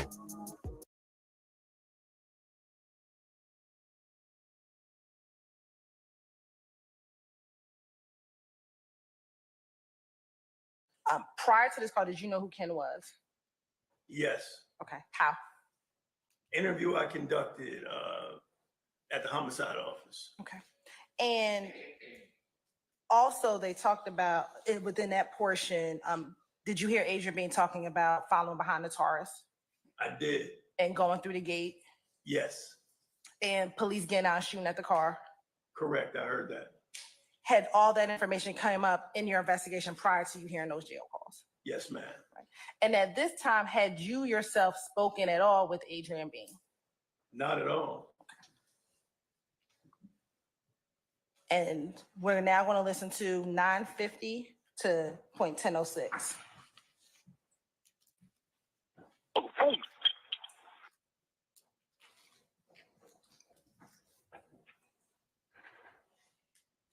We'll start at 9:45.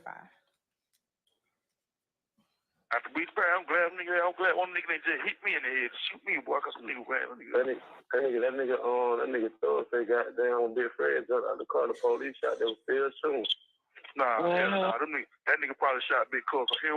Him, Big Fred, and goddamn DK had to scrap. I wouldn't even scrap my 22 at home and my AR in the trunk. You get that all 100? ending at 10:08. Now, as a homicide detective, have you heard the term strap before? As a police officer, yes.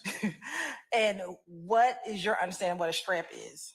Gun, firearm, And did you find guns and firearms within that vehicle?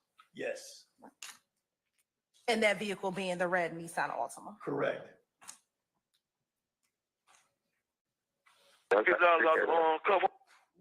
Now playing at approximately 11:15 to 11:45.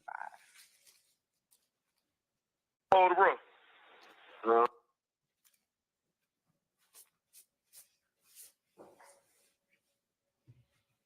We're gonna start at 11:06. Well, I gotta fill out a profit release form or a waiver form so she can go down there and get a little $350. You know what I mean? And that ain't gonna be that. I don't think I just gotta do it, goddamn, just try to make sure them lame don't even come to court with dad, goddamn, because they talking about the old man and that old boy.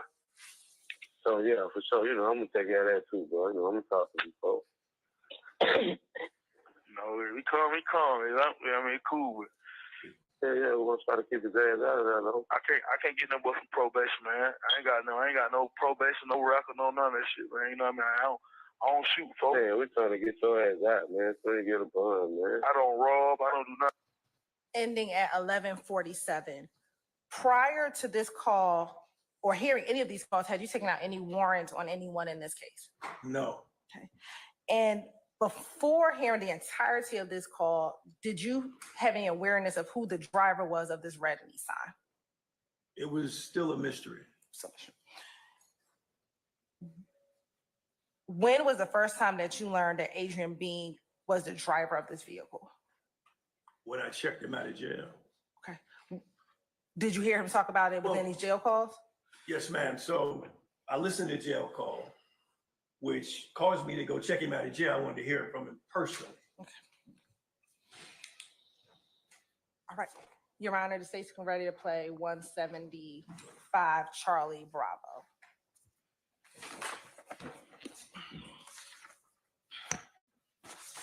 All right, do you have transcripts for that?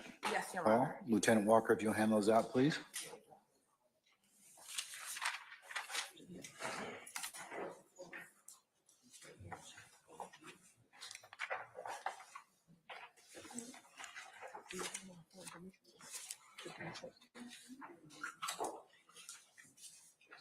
And Your Honor, I'm supposed to have a copy.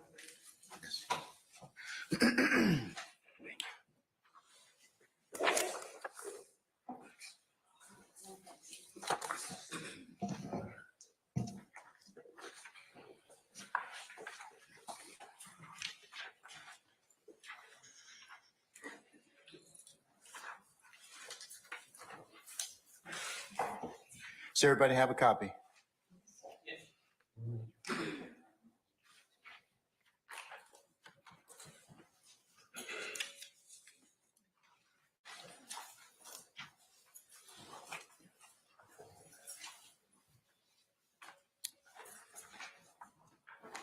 All right, same ammunition, ladies and gentlemen.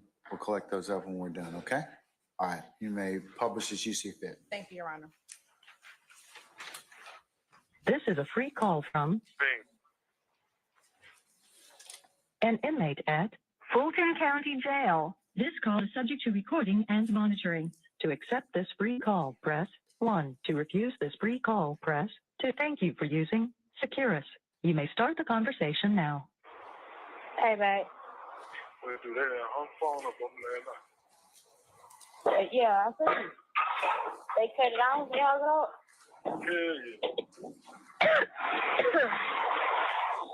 Work. How you feel? Yeah. Man, bad as hell. I got a big ass knot on my head. Got their shoulders skinned up. Everything just going wrong right now. I don't know, man. This shit crazy. No, I understand. I tried to cope with it, babe. I understand. It's good. I got shit but that damn suspended license shit, and then that shit won't fuck that door. All the other shit yesterday ain't shit on me on that. I ain't got no charges about that shit. It just got me what the shit that I done did. That's all. What it?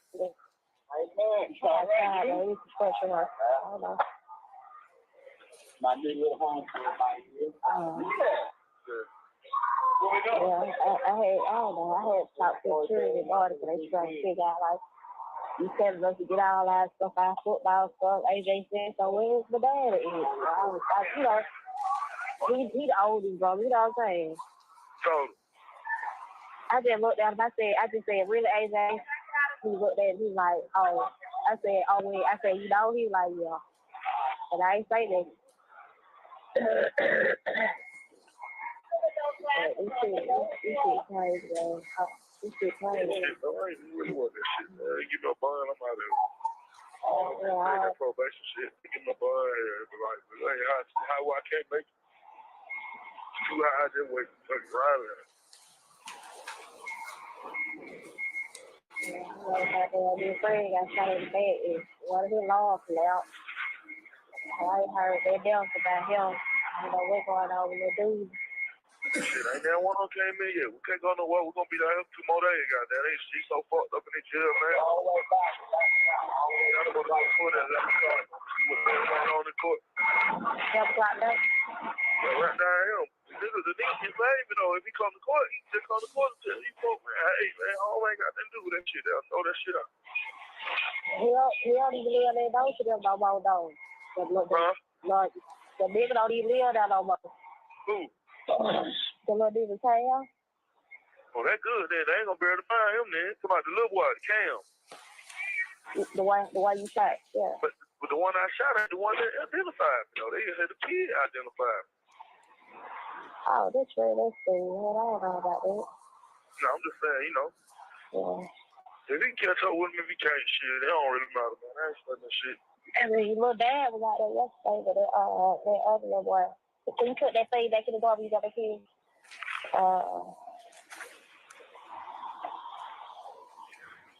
What happened? Dad was over there yesterday, but I was over there. Who the hell is that? My daddy. The little old man, he got shot a bit. Oh, what you think? I don't know. I just see the kid over there. No, he said he wasn't going to court. He ain't studying that shit. Right. I don't think none of them study that shit, though, man. You see what I'm saying? I need to know, though. I need to know if he's coming to court or he ain't coming to court. If he ain't coming to court, then I need to go tell him, give me a speedy trial. And go to trial, you know what I mean? So like that, I don't want to crack up no speedy trial. And then this motherfucker show up in here on the court and testifying on me and I'm going to trial on me, you know what I mean? I know I done shot these folks. It's cool though, alright. Shit I had to go through. Yeah, I would don't know how they ever started, man. This shit gone. Like, goddamn, we just got through a situation and here we go again. Yeah, that shit, I'm saying. I ain't been asleep. I ain't been asleep. This shit just a puzzle in my brain. Like, I just talked to you the day before. You know what I'm saying? Like, I ain't coming around there no more. You know what I'm saying? I don't like the crowd. I don't know. This shit is gone. Like, I don't know. He got no scrap. He got nothing with you. Like, you don't even do stuff like that. I ain't like, where your Bible? I don't know. We wouldn't go get through one thing and then one thing turned into another, then another thing turned into another, then boy, none of this shit ain't supposed to be kicking out, man. Big Fred shit ain't supposed to be with us. Oh. Boy, that big ass one what got us caught with that bullshit. You know, you just get out of jail, man. You know you on rob, man. Sit your ass back, man. I ain't even get out the car this time. We let DK get out the car. I should have went on and did the shit because I wouldn't even been shooting at nobody. His ass got they want to shoot wild, goddamn shoot. 12 looking at that dumb ass. 12 shoot, oh boy, get in the car. And he get in on my side. Where he got shot at? I'm glad they ain't hit me in the head or anyone, man, because that bullet come clean through my past my shit. Where he got shot at? What DK got shot at? I got it both his legs.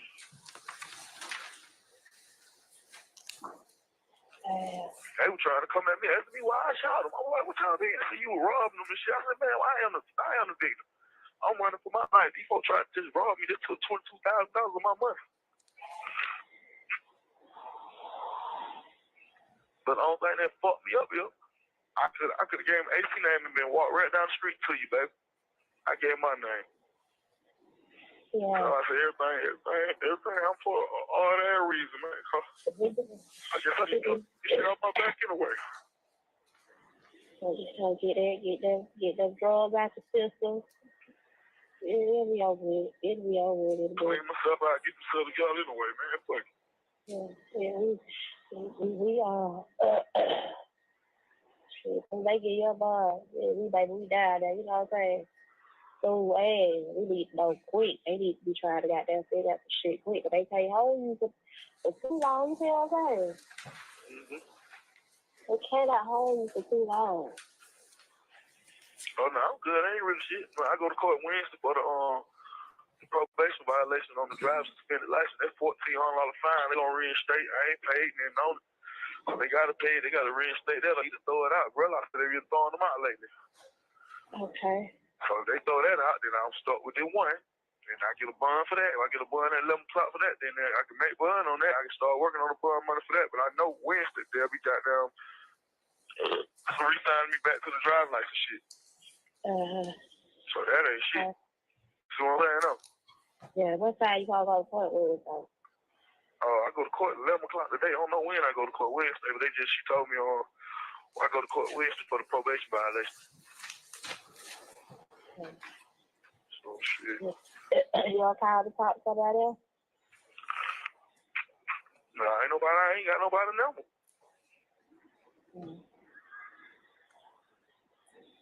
Bro, probably sleep. They don't know what they did last night at the thing, shit. He stayed in the house. Like there, he would ride that goddamn side buck for car. So he get the key to the Blue Hill, stop at Blue Hill, because he want the nigga trying to go. He was like, buck hell, trouble, buck got there, they'll try to break it in, get out of the liquor or some shit. You know what I'm saying? That's the last thing I know. He don't know how to handle them, young nigga. He gonna be done made them, young nigga, some dumb shit. Cause you can't be handling them niggas, talking to them niggas, scaring them up and shit, with that bullshit. So why don't you let them deal with them? Ain't the buck cool though. So who the fuck he gonna let move the shit?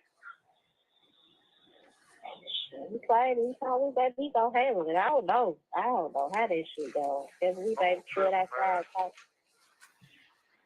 We done stood outside talking, goddamn. That thing up, man. They got us some money, man. Get us some money out of this shit, man. We need us some money. But the detective came back though, the homicide detective kept coming back. He came, we were there one time, he came back again and like. What? They still trying to figure out what the fuck skateboard if niggas got there. I don't know. I don't know what the fuck. I said they trying to figure out where the white boys came from. The white boys told them they were down here. Down there with Adrian B. I don't know. They still trying to figure that shit out. I don't know. The detective called my phone last night, called that shit, told that shit. They just trying to figure out who the fuck was driving. He said it's a bitch was driving. The bitch had on lace front wig. Who the fuck is this hoe? Cause goddamn, he can't find out who this hoe is, then he gonna end up. Well, he kept calling a broad. He was adamant. He was just so fucked. I put him on speaker so brother I was shopping for him. The homicide detective. He like shit. He said he trying to figure out who the fuck the broad who drives.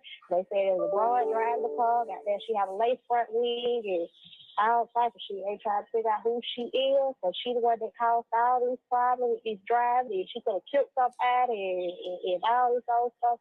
If he can't find her, he gonna end up having to put these charges on the three boys that they got in custody. As of right now, your husband disabled me. They got no charges on him. We can't charge him for nothing. So he was a passenger. Who that? That's what he said. That he told you about me? Yeah, he said, as right there, your husband, they got no charges, so he was a passenger. We tried to find out what the fuck happened. Mm-hmm. The thing was, I come and stick and come down and motherfucker and tell them that what it was. Them niggas kept it 100. They gave us a story to tell. All right, baby, I gotta get ready to get out the phone. She's making me get out. I love you. Okay, I love you. Probably when I get in population or when I call recorded, they let me use the phone again. If not, I'll talk to you when I get in population. You do got minutes on your phone, right? Yes, I do. Because these free calls, I think. Okay, that's If fine. they I ain't got free, you. call and check and make sure, because they probably took the money out. But if they ain't free, just check and make sure. But I will call you back. Love you. Bye, all right? What's going on here? I love you too. I love you too. I love you too. I love you too. All right. I love you.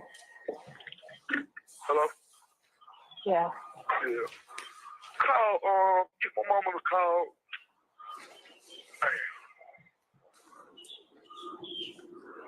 Call who? Just tell them to see what they can do, man. Call somebody. Hey, just don't worry about this. We got this out here, okay? Just don't worry. All right. Okay? All right. Okay. Love you. Keep it clear mind. Keep it clear mind, baby, okay? All right. It's all good. All right. I love you. Love you too, baby. Bye. The caller has hung up. Ron, the call concludes at 12:17. All right, Debbie Ham, can you please up all the transcripts, please, sir? Once you've done that, return those to the prosecution, please.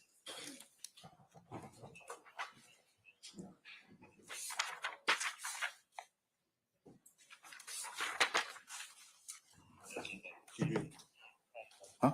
Take this one too? No, leave that one. All right. All right. All those transcripts have been returned. Okay. All right, madam. Thank you, Your Honor. All right, Detective Quinn, we're going to go through some portion of this call as well. First going, and let me ask you this. This is a different call from the first call we just heard. Correct.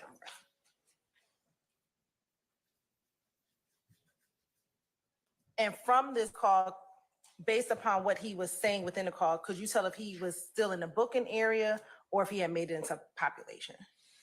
I'm not 100% where he was, but I don't think he made it. Okay. And is that based on what you heard in the call? Based off what I heard, yes. All right. We're going to look at 2 minutes or begin at 2 minutes and 14 seconds or approximately around there.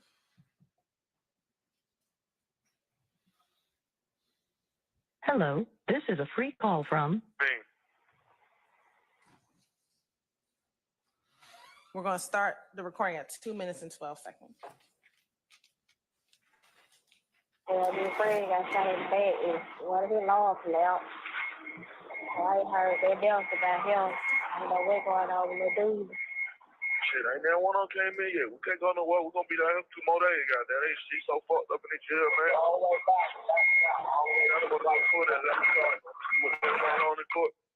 We're going to end it at 2 minutes and 32 seconds. Did you hear when they referenced Big Fred got shot in the back? Yes. And from listening to that, it appeared to be the same Frederick Prothro who you had spoken with at Grady Memorial Hospital. That's correct. Now, in this call, did you hear him talking about another incident that he was involved in? I did. Well, did that have anything to do with what you were investigating? That had nothing to do with what I was working on. Now, starting at approximately 5 minutes. We'll start at 5 minutes and 9 seconds into the recording.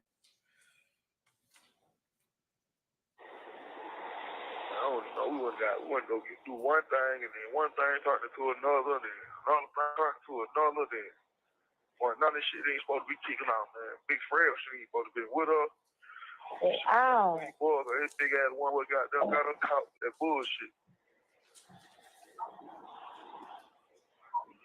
You know, you just get out of jail, man. You know you on rob, man. Sit your ass back, man. I ain't even get out the car this time. We let DK get out the car. I should have went on and did the shit because I wouldn't even been shooting at nobody. They went to shoot wild. I got down shoot. 12 looked dead at that dumb ass. 12 shoot, little boy, get in the car. He didn't get in on my side. Where he got shot at? I'm glad they ain't hit business the head or anyone, man, because that bullet come clean through my past my shit. Where he got shot at? Where DK got shot at? Out of both his legs. They were trying to come at me, asking me why I shot him. I'm like, what y'all doing? You were robbing them and shit. I said, man, I am the victim. I'm running for my life. These folks tried to just rob me. They took $22,000 of my money. But the only thing that fucked me up is I could have gave him AC name and been walked right down the street to you, baby. I gave him my name. Yeah. So I said everything for all that reason, man. I guess I need to get off my back anyway. So just get them drugs out the system. It'll be over with. It'll be over with. Clean myself out, get myself together anyway, man. Fuck it. Yeah, we are. So they get your bar. We die there. You know what I'm saying? So hey, we need to know quick. They need to be trying to goddamn figure out the shit quick. But they can't hold you for too long. You feel what I'm saying? We're ended at 7 minutes and 12 seconds. And listening to that a minute and a half portion of, or excuse me, about 2 minutes, that appears to be them discussing the same case that you were talking about. That's correct. Excuse me, the same case you were investigating. I apologize. And now we're going to go to 9 minutes, approximately 9 minutes and 10 seconds. Oh, for too long. Right, we'll start at 9 minutes and 5 seconds. We done stood outside talking, goddamn. That thing up, man. They got us some money, man. Get us some money. Get us some money out of this shit, man. We need us some money. But the detective came back, though, the homicide detective kept coming back. He came, we were there one time, he came back again, saying, like, what? The homicide. They still trying to. Let's stop briefly at 9:23. The homicide detective that went back down there. Is that you? That would be me. Figure out what the fuck skateboard it's niggas out there.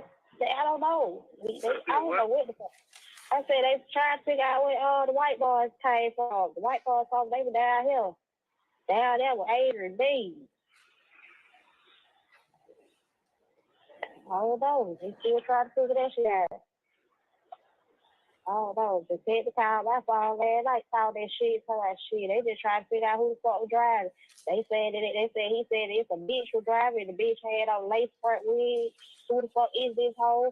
So goddamn, he can't find out who this hoe is. Then he gonna end up. Well, he kept calling a broad. He was adamant. He was just so fuck. I put him on speaker so brother I was shut up. The homicide detective.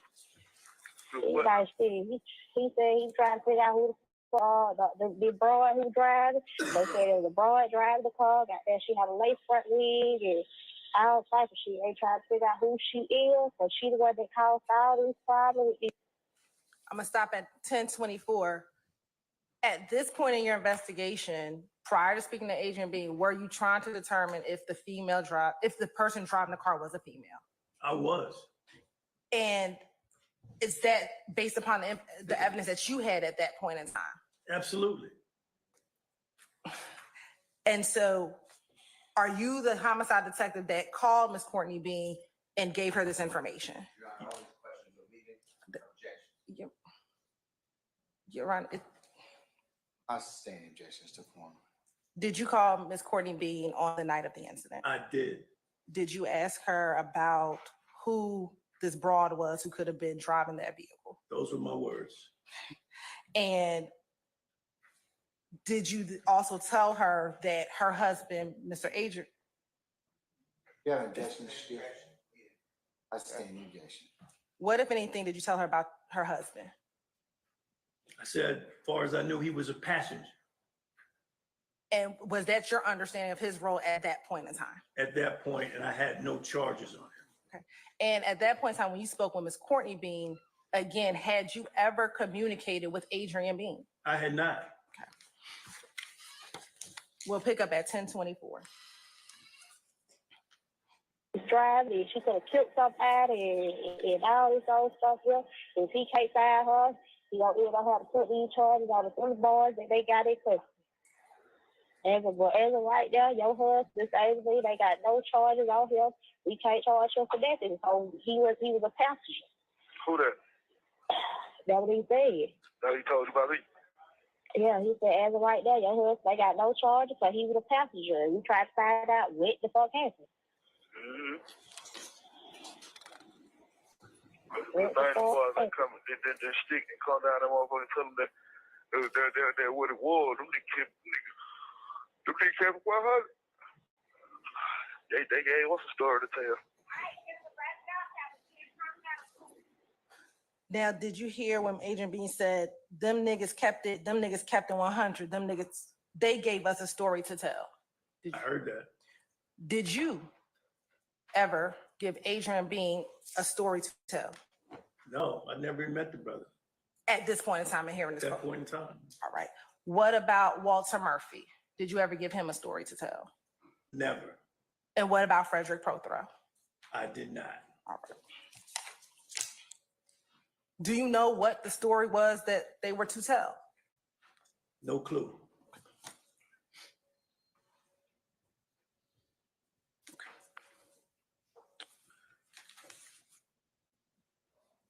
And Your Honor, I think that concludes that portion of 175 Charlie Bravo.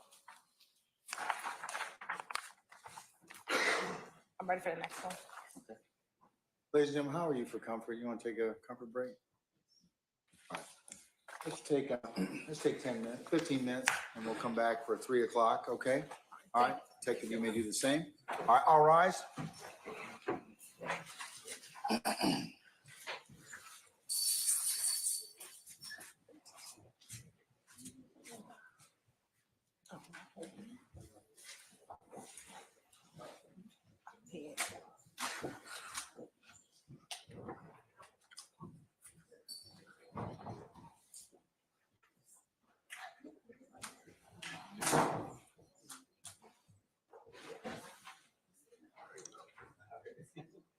All right, ladies and gentlemen, you may be in recess. We'll see you in 15 minutes. And I also have a copy of the corrected version of 175 Charlie. You can hand that out in the pendency, okay? Thank you, Your Honor. Thank you. And we have enough of them. Yes.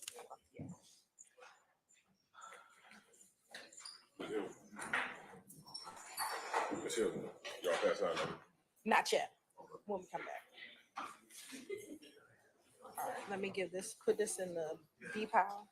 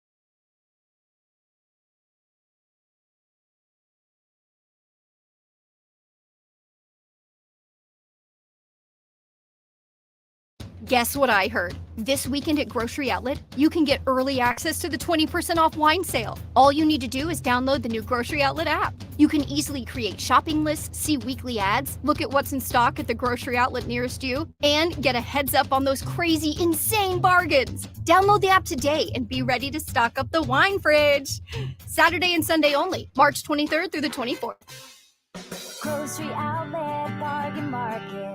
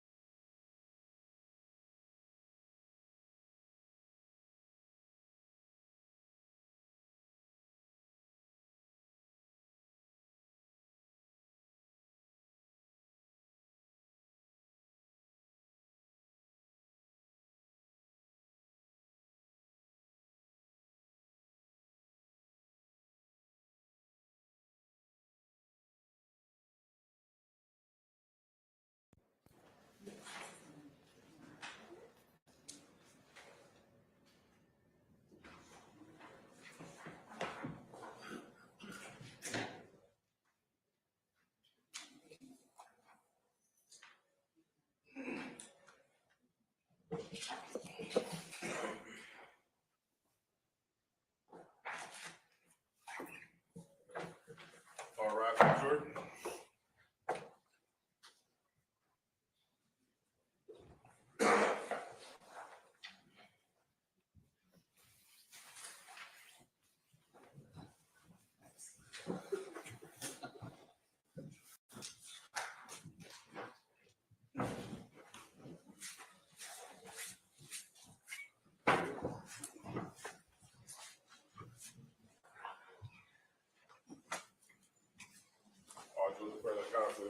All right, thank you, Deputy Hammond. Ladies and gentlemen, please be seated.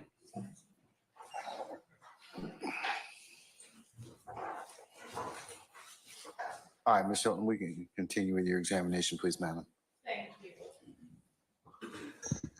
And one last question, Detective Quinn, before we go to 175 Charlie.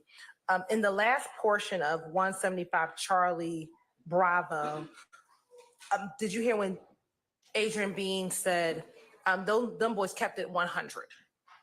Yes.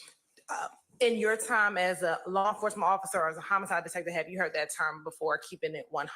Yeah, I use it every week. It means telling something truthful. Okay. All right. Your Honor, the state is ready to play portions of 175 Charlie. All right. Deputy Hammond, you'll go ahead and hand out those transcripts, please.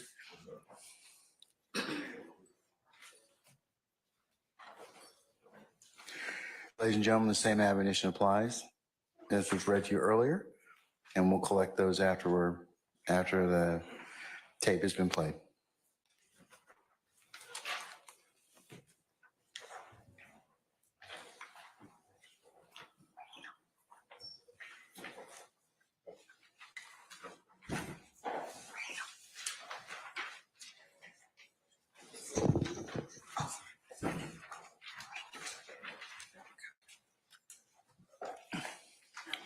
Ladies and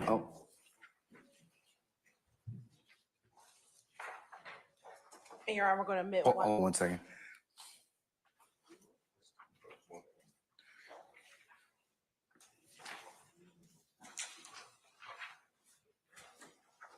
First, ladies and gentlemen, do you all have a copy of the transcript for the exhibit? Okay, all right. Ms. Hilton, what were you going to say a little earlier? Yes, Your Honor, the state will admit 175 Charlie Tango for the record only. All right, any further objection to States 175 Charlie Tango, other than has already been noted? Charlie Tango. All right, States Charlie Tango is admitted, subject to earlier objection, and may be published as you see fit. Thank you, Your Honor. First, the state is going to play 00 to 121.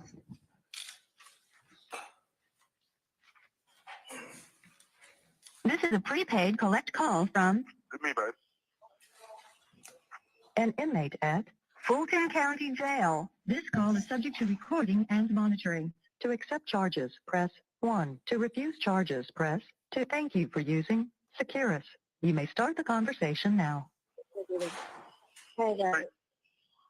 Hey, What you got? hey, Dad, school. Oh, yeah, school. Yeah. Damn, I forgot all about that shit. Yeah, I locked it down too damn well. I just got a population. I was just letting you know I just came out the medical floor. What they say, I just got to follow White Street. Maybe they follow the lab reject file. I went to court. They ain't give me no bond. I go to court on 26th. Yeah. What about voted, babe? Just trying to see if you have emergency. Okay, I just tried to call. I just called and asked, okay, you have an emergency visitation for your wife. He said, I gotta wait 14 days. Shit, hopefully I'll be out of here by then. I ain't trusting in the motherfucker. We're going to end it at 117.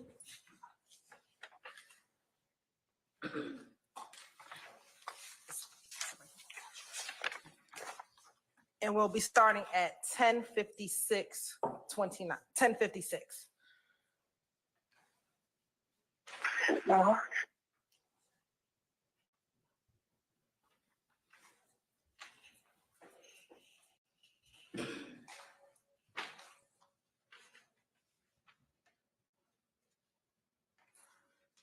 It'll pick up at 10:59, Your Honor.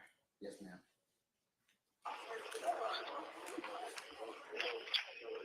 Okay, A lot of shit you got to check on in that car. Charges in that car.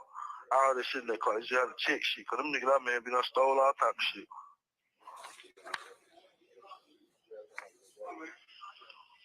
And I don't even know what our brother I got. Well, he don't even know what that nigga buck boy had. I ain't give him them. I know I'm gonna lay my pocket. I don't know how they was still there. They said the whole. They said about. They told the whole story. Goddamn book. Like hell, want to say that. Them hoes said everything. Well, how they were going.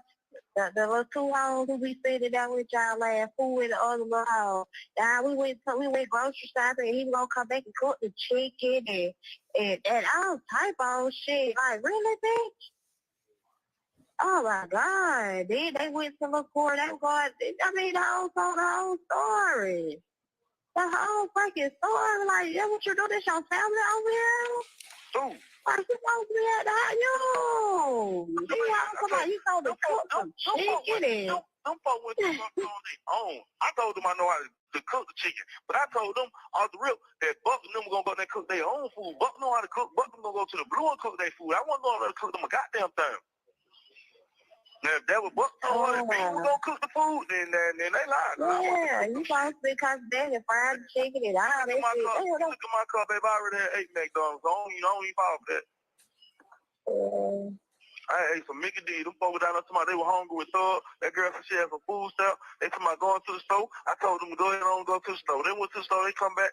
Somebody goddamn, it's a lick around the corner. Goddamn, the nigga name goddamn Red Man got some money. So I said, shit, get the skateboard car then. Goddamn, y'all take skateboard car. That thing, you know, I like, fuck that shit. The nigga told me about 15, 20,000. I like, fuck that shit. I'm finna get the car and drive. That was it. That's the only time I drove all yesterday. I didn't go nowhere. I ain't been no grocery shopping with no motherfucking bodies. I don't know what the fuck they talking about. People just say shit anyway. What the fuck they all them folks? Them kids be lying like a motherfucker. Who would even make up something like that? I ain't even saying no shit like that. I ain't never cooked y'all. I sell food. When I go out there and let somebody get something to eat, I be Buck. Buck, go out there and cook your own food. Rick, go out there and cook your own food. Whoever working, go out there and cook your own food. Hank, y'all cook your own food. I'm not going up there cooking there for nobody, man. And we stopped the recording at 13:30. And we can take up the Yes, ma'am. transcripts.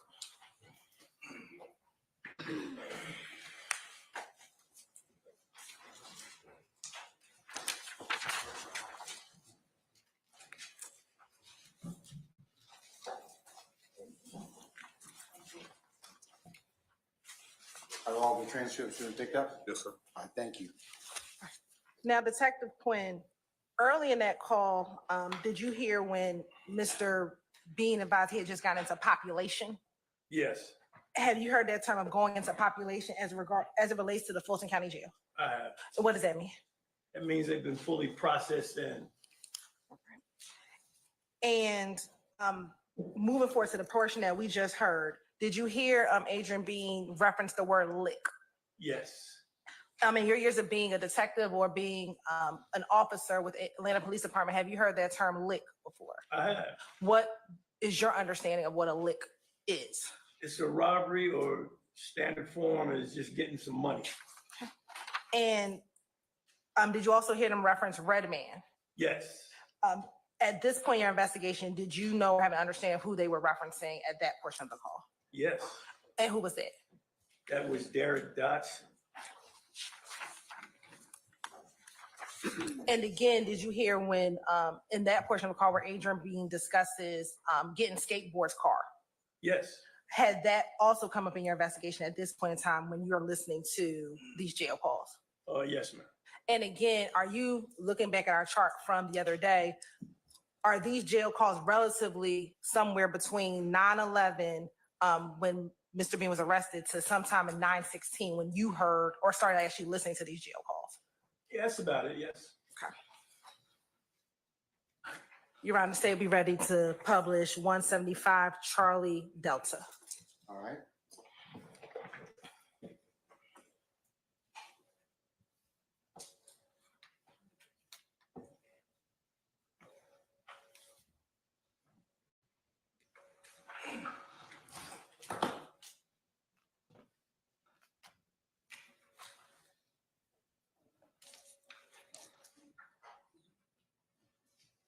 put them up there. It's right there, something right here. It's not a lot of them.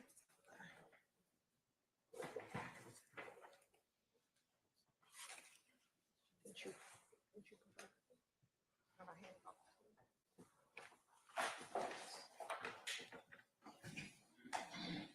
Court's indulgence for a moment. Yes, ma'am.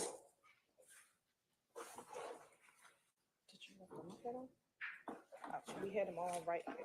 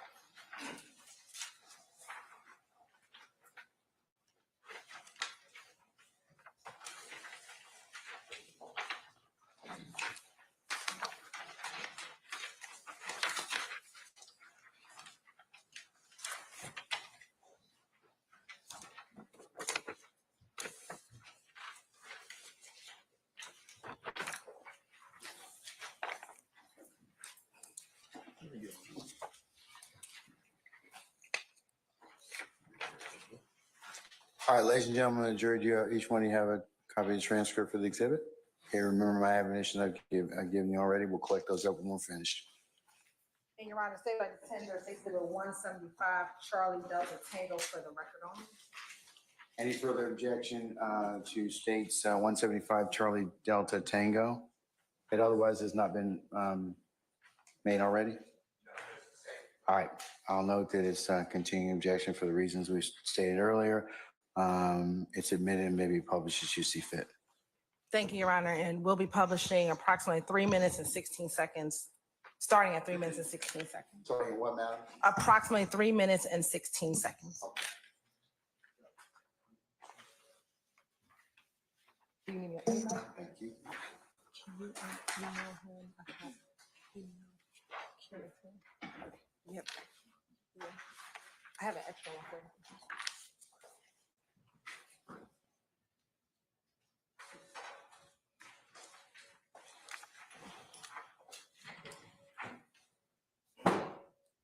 Is a prepaid collect.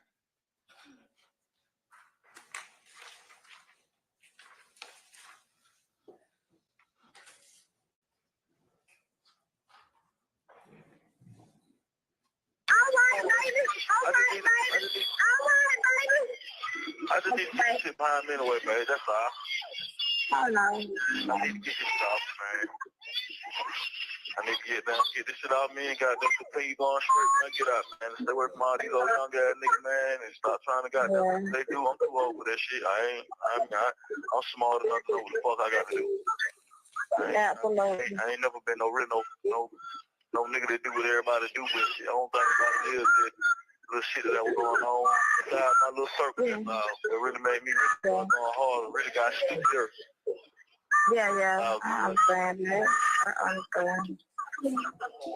I'm more glad to get this shit over this way than goddamn in the other situation. But goddamn the way that shit went, but niggas glad to really be living.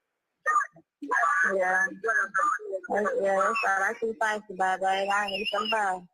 I ain't telling no lie. I seen my life before my hands, flash before my eyes, like real nigga shit. I said some shit to say. Yeah, that's why I said Joe Cool don't really fuck me up. They ain't call me. So the first thing she say is, hey, you talk to your husband. They said crime scene takes everywhere. You know what I'm saying? You could have said he was in a police car first. You know what I'm saying? But that's the first thing you want to say. You know what I'm saying? Brady was there the whole time. Yeah, but I'm just saying, but you know how. He started watching that the whole hour before he even picked up his phone. I was looking dead at him. He looking at me, just shaking his head. Yeah. Yeah, cause they said she had that 12 hours. The fool they called me about one something. I was sitting goddamn mop my floor at work. I was took outside there. I said, boss, I can't do it. I gotta go see what's going on with my husband. I called on Sunday Fred. Them motherfuckers were answering their phone. Man, I was about to go crazy. And Your Honor, we're ending at 5 minutes and 10 seconds. Okay.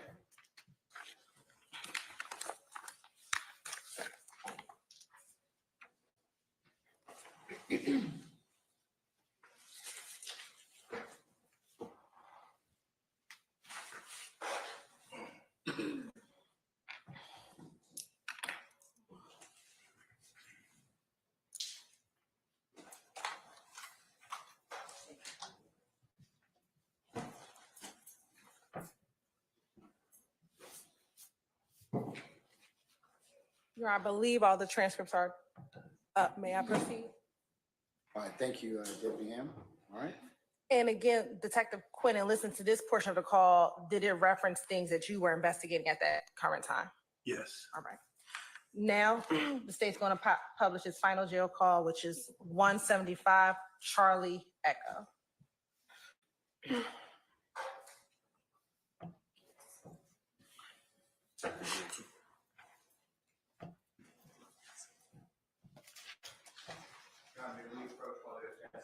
Yes, you may.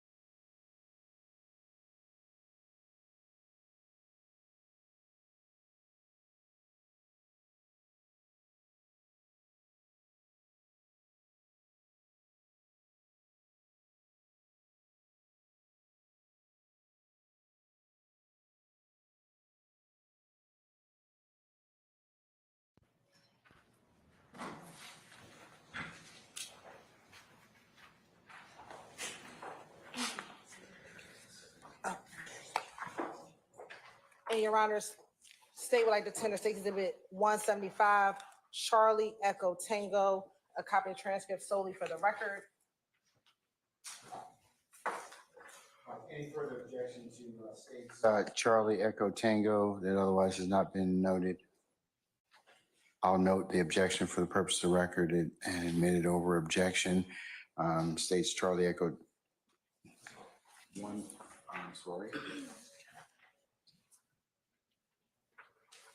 175 Charlie Echo Tango can be published as you see fit. Thank you, Your Honor. And Your Honor, first, we're going to publish portions 00 to 1 minute.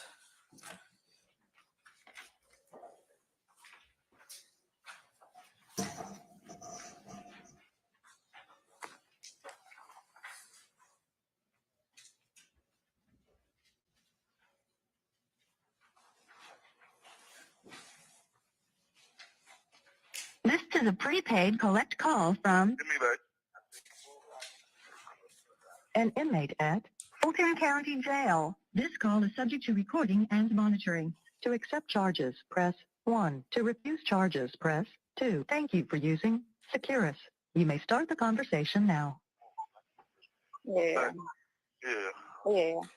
But hell yeah, man. Shit, that been all fucked up in my world, boy. That's why I already know when I do dumb shit, that's why I know when I do dumb shit like what I did, I end up right in them motherfuckers, man. End up right in them motherfuckers. That's why I called being home. High my mind tripping. I ain't even Yeah. No, I told being home. I'm so disappointed in your age right now. I don't even know. I can't even focus on myself, man. I can't even focus. I don't even know what to do right now. I'm so low. So low. It had me so fucked up, man. Share. We're going to end that portion at 57 seconds. And now we're going to forward or start at approximately 3 minutes and 50 seconds. Pissing me out this morning. And it'll start a little bit before at 3 minutes and 48 seconds. Okay. Who the news? Yeah. Oh, no, don't say nothing but a suspect shootout with the police. That's all. That's all. They ain't say nothing about no robbery. You tripping. Oh, man, it's somebody shooting out. They don't say nothing about no robbery. That's all the news say. Whether it was him. Right. That's what people telling, but people pull you on. Like, hold on. First of all, this was true. Because nobody even know you were with them. Everybody kept saying buck. They thought it was buck thug and all that. They buck them run around. You know what I'm saying? Thug them run around telling people they don't bean. You know what I'm saying? That you were with them. You feel what I'm saying? People didn't even know you were with them, child. They didn't even know you were with them. You didn't know it all. They kept talking about buck. Everybody was thinking that they were buck. Right. Then I guess Dirty Red supposed, you know, however it supposed to go to my king go put a hit out on all y'all. That was his money. All type of shit. That was real to him last night. Be home, baby mama. I said, honey, please. Nah, I ain't got nothing to do Honey, with that. please. Nigga got me fucked up. I don't got nothing to do with none of that shit. I don't know what the hell going on. I'm thinking nigga to get some lean. Nigga said he called you about some call Ken about the lean. He go down there to see the lean, and that was it. So I don't know what the hell nigga talking about. Right. I don't know what the hell going on. Shit. All I know is nigga told me to go up the street. And nigga talk about the car, go fucking rob somebody and start shooting.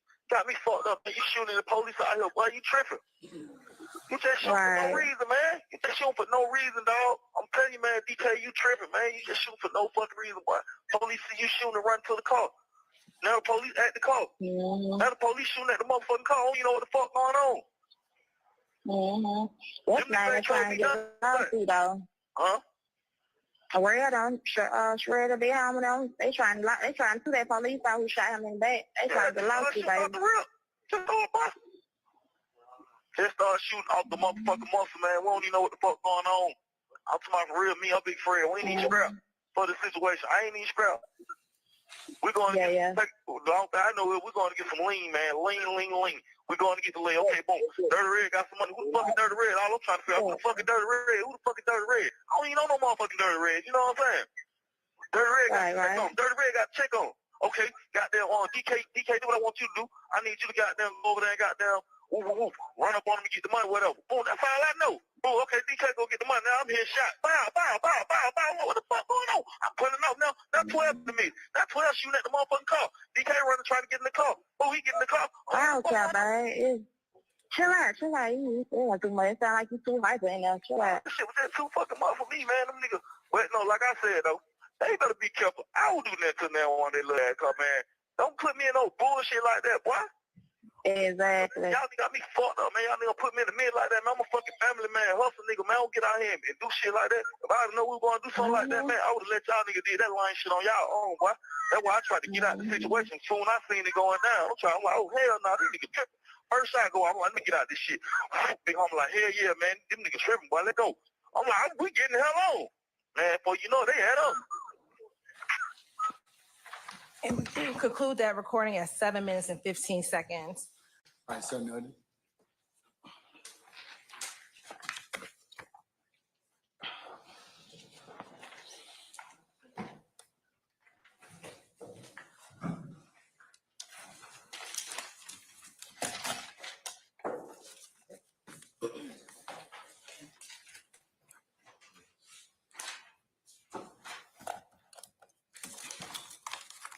All right, all the transcripts been taken up. All right.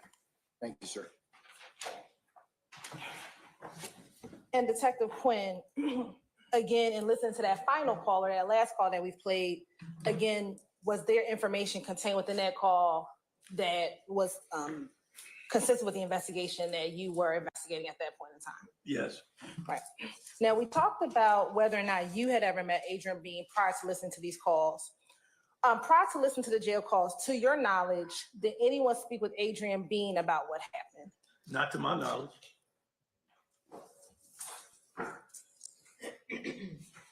You testified earlier when you were here 2 or 3 days ago that you had sent Calhoun or Lewis, the two detectives, down to Grady Hospital to speak with both Prothro and Murphy. Correct. To your knowledge, did Lewis or Calhoun ever speak with Adrian Bean while he was at Grady? Not to my knowledge. When when Detective Lewis and Detective Calhoun spoke with Murphy and Prothro, did they provide you a report about their conversation or interactions with both Prothro and Murphy? Yeah, they both gave me some written documentation as to what happened. All right.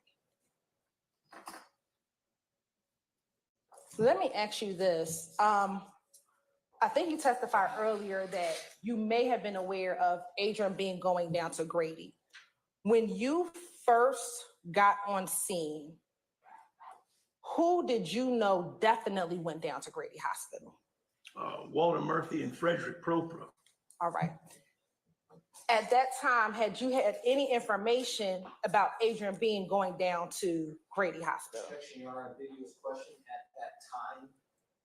I can clarify. I'll sustain the questions to form, and you can rephrase it now. When you got to the scene on September 11, 2013, did you have any information that Adrian Bean had went down to Grady Hospital? I didn't. You said you did not. I didn't know. Okay.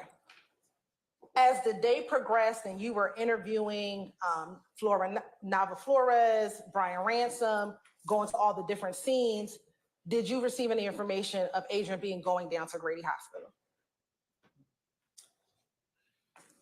I got information that he had gone in, but he had also gone to jail. Okay.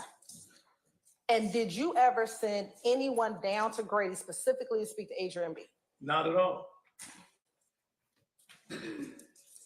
To your knowledge, did any of the zone detectives or sergeants with Zone 3 ever go down to Grady Hospital to speak with Adrian Bean? Not at all. Nothing was reported back to me. And would you, if that would have occurred, would you be the person it would come back to? Yeah, I'm pretty much running the show. They had to bring it to me.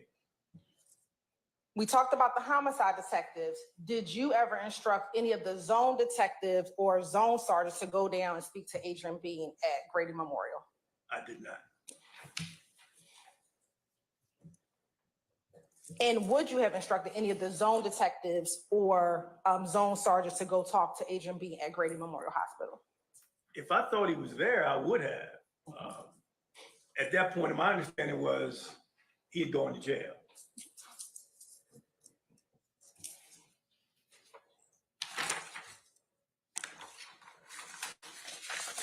Now, after hearing those jail calls, what, if anything, did you do as part of your investigation? Well, there was a lot of stuff in this information that was coming off on the jail calls, so I wanted to get a face-to-face, upfront interview with Adrian Bean. And how did you go about attempting to get a face-to-face interview with Adrian Bean? I went and got a court order, which is procedural, to get an inmate taken out of the Fulton County Jail, namely Mr. Bean, and have him brought over to the homicide office. I was going to do the transport myself. Okay.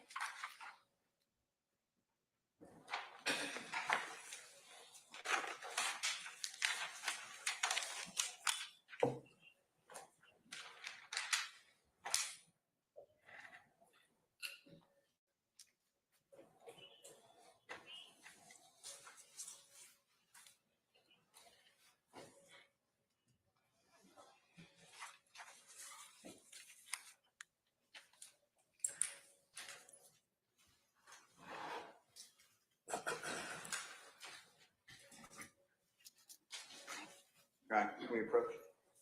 Yes, you may.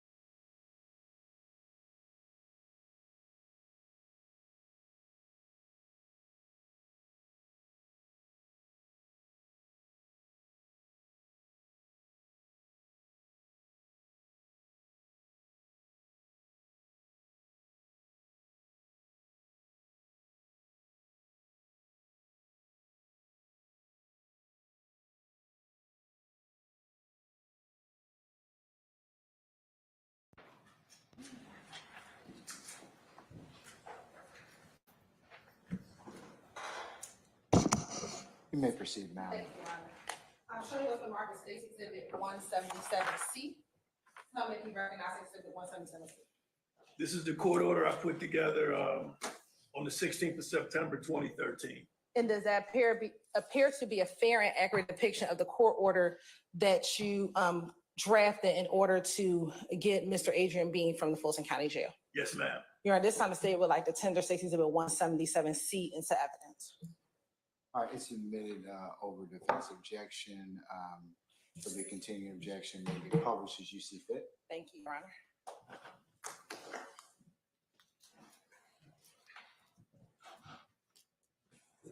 Can it get bigger?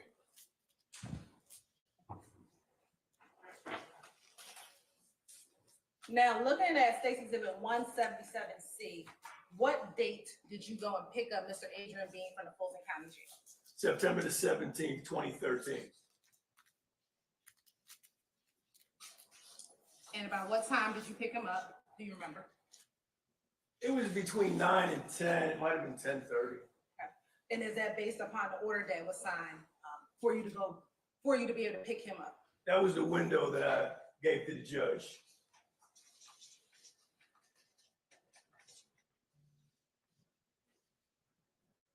And again, when you went to go pick him up from the jail, would that be your first time meeting Mr. Bean?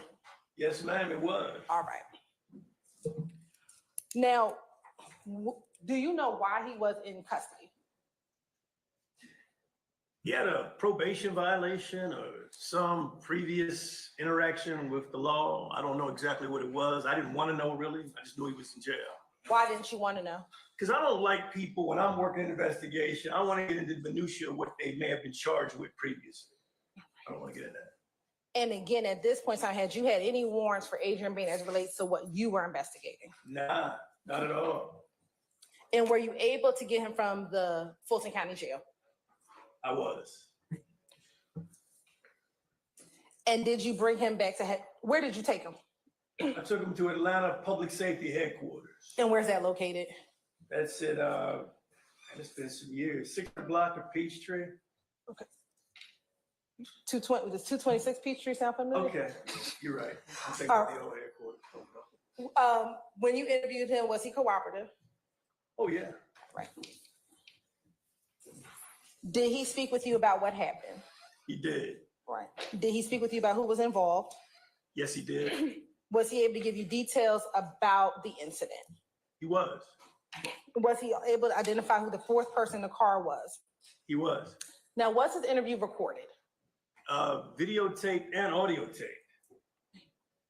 And when we first talked about audio tape, when did you first begin your audio tape version of this interview? Well, like always, it's customary what I get down. I always activate my tape whenever I put whoever I'm picking up from the jail in this lapel pocket right here, and we're live. And I keep it that way live all the way to the time we get back to the jail. But I actually put on video when we got to the headquarters and had both going at the same time. Again, that belt and suspenders thing. I just want to make sure I catch it. Why do you keep on your pocket recorder from the time you pick him up from the jail to the time you return him back to the jail? I want everybody to know I'm keeping it 100. You know, not missing anything. And have you had the opportunity to listen to and watch the interview with Adrian Bean in preparation for this trial?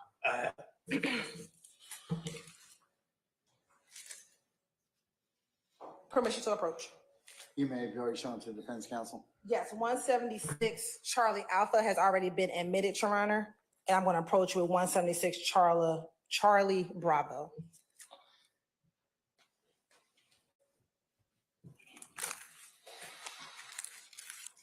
I'm going to first show you, or first you have in your hand, I believe 176 Charlie Bravo. Okay, Do you recognize Exhibit 176 Charlie Bravo? I do. How do you recognize Exhibit 176 Charlie Bravo? It's got my initials on it. It's got Adrian Bean's name, visual interview. And is that a fair and accurate depiction of the video of the interview that you did with Adrian Bean back on September 17, 2013? It is. Now, looking at 176 Charlie Alpha that's already been admitted, do you recognize State's Exhibit 176 Charlie Alpha? I do. And how do you recognize it? It's flash drive. It's got my initials on it. Dated with a date and everything. Okay.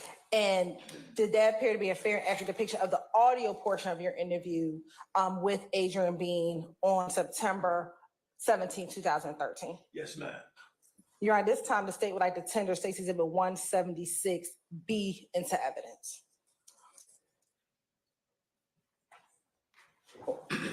176Q, Charlie Bravo.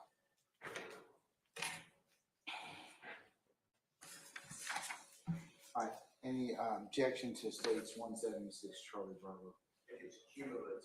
It's the same thing like the last time. Irrelevant. I'll rule your objection on both grounds. It may, I'm going to admit, states 176 Charlie Bravo over objection may be published as you see fit. Thank you, Your Honor. And Your Honor, permission to sit during this portion? You may, madam. Thank you.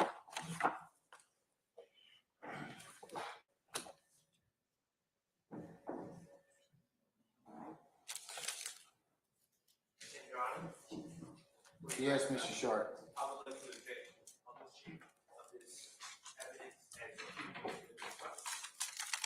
All right, noted and overruled.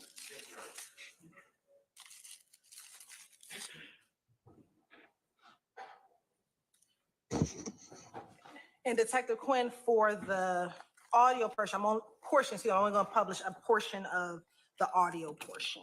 Yes, ma'am.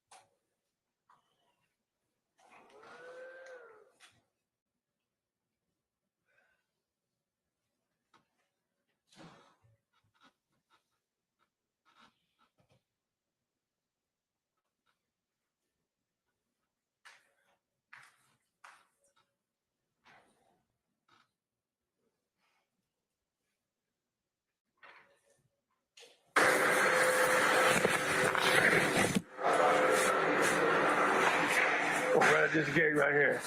Good morning, Lieutenant. How's it going?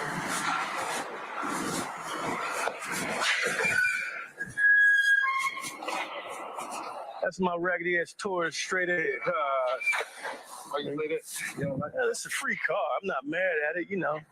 Free gas, pick the groceries up, take the kids to the soccer games on the weekend, which is against the rule, but you know, we don't make no money.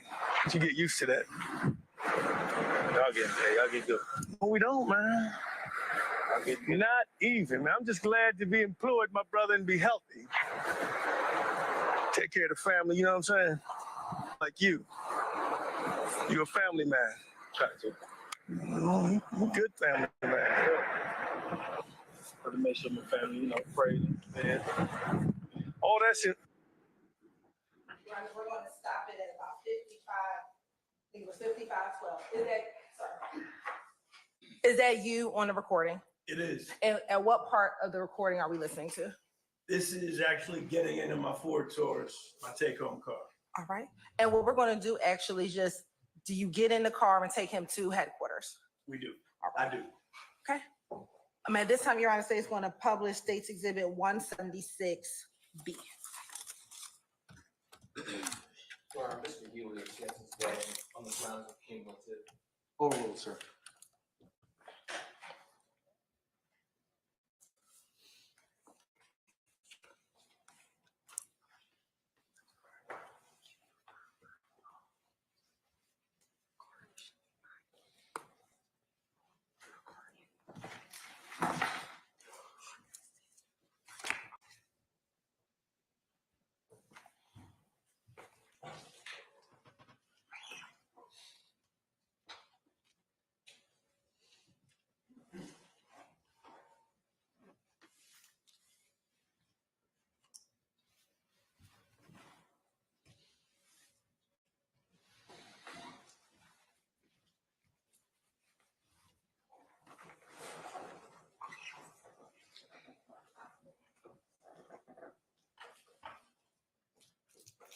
court's indulgence, the application is just loading.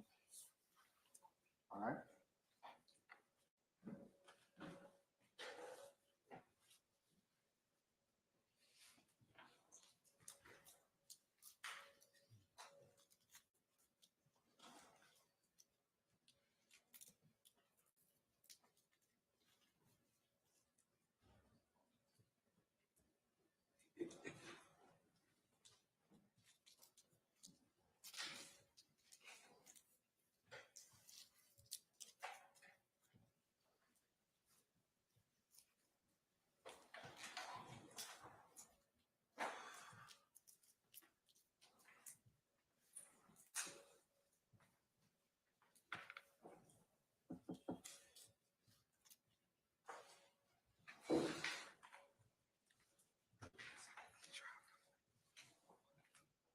You drop it.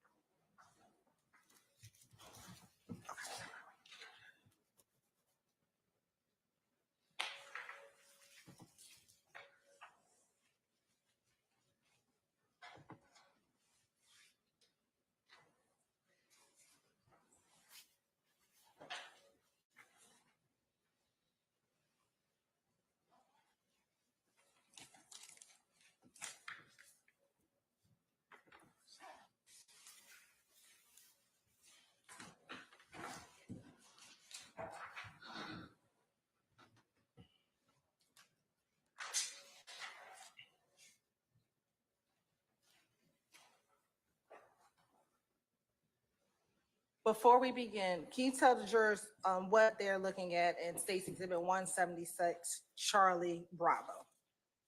This is the interior of one of the interview rooms at Public Safety Headquarters in the homicide unit. That's Mr. Adrian Bean sitting there waiting on me to walk in. All right. And what is he doing? Can you tell? I think he's eating something. I can't really tell what he's doing.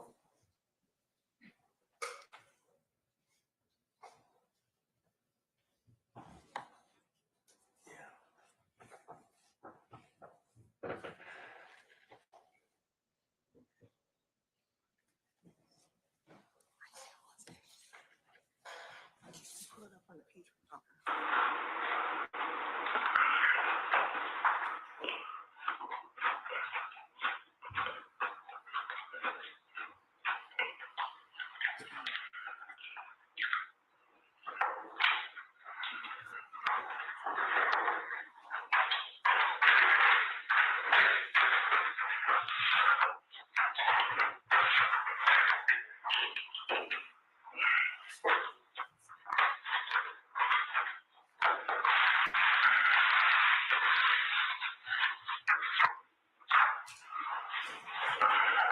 Your Honor, I'm gonna stop because it looks like there's a delay.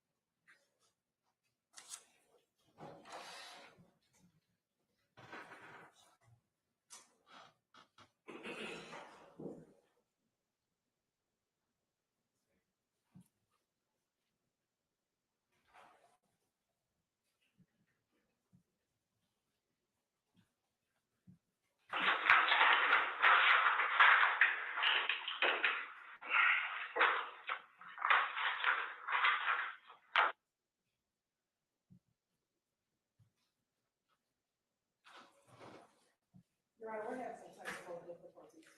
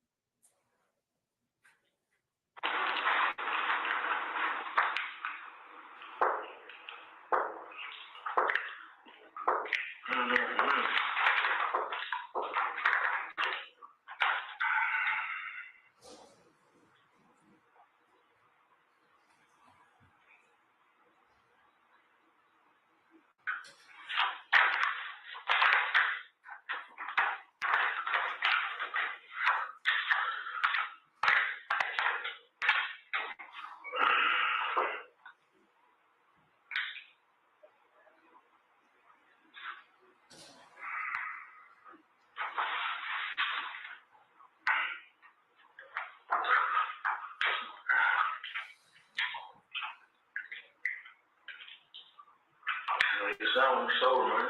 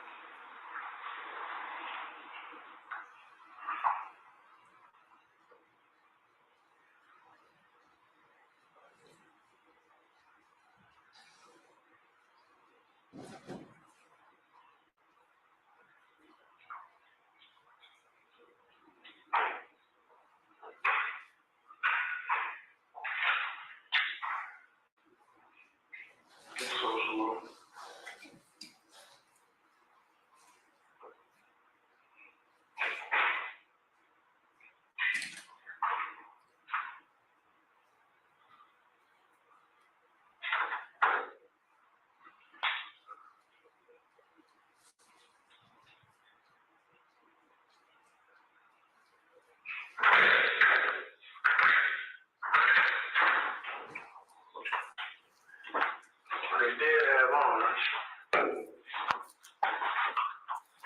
Appreciate it.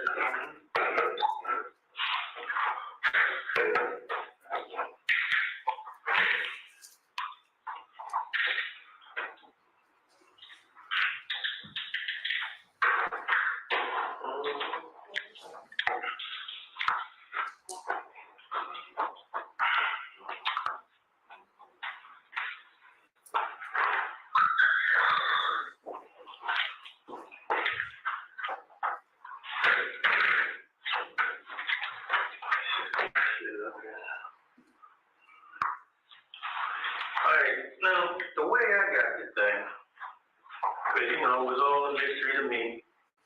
The bosses always want you to lock somebody up immediately, but that's not how I operate, man, because I'm the one that has to testify to every fucking thing goes on there. You know what I mean? Plus, I respect the rights of the people who we believe are significantly involved. I mean, you got families, you got rights.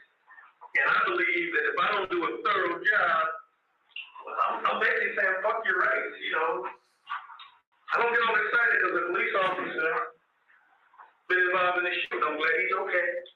I'm glad nobody really got fucked up too bad. But I got a little problem with what you kind of told me in the car. I want to make sure you got your story right about why you were up there at Summerdale Commons Apartments. Make sure we have that right. I need you to think hard about that day. Remember from start to finish. Again, tell me to kick rocks. Tell me, Quinn, I'm fuck you. I want to go back to where you just brought me from. I mean, I'm just going to make sure I got it right and I respect you because I don't want you coming up later hollering about, you know, like we were talking about in the car, people always come back later talking about stuff and it's too late. Now, too late is kind of open-ended for me to say that.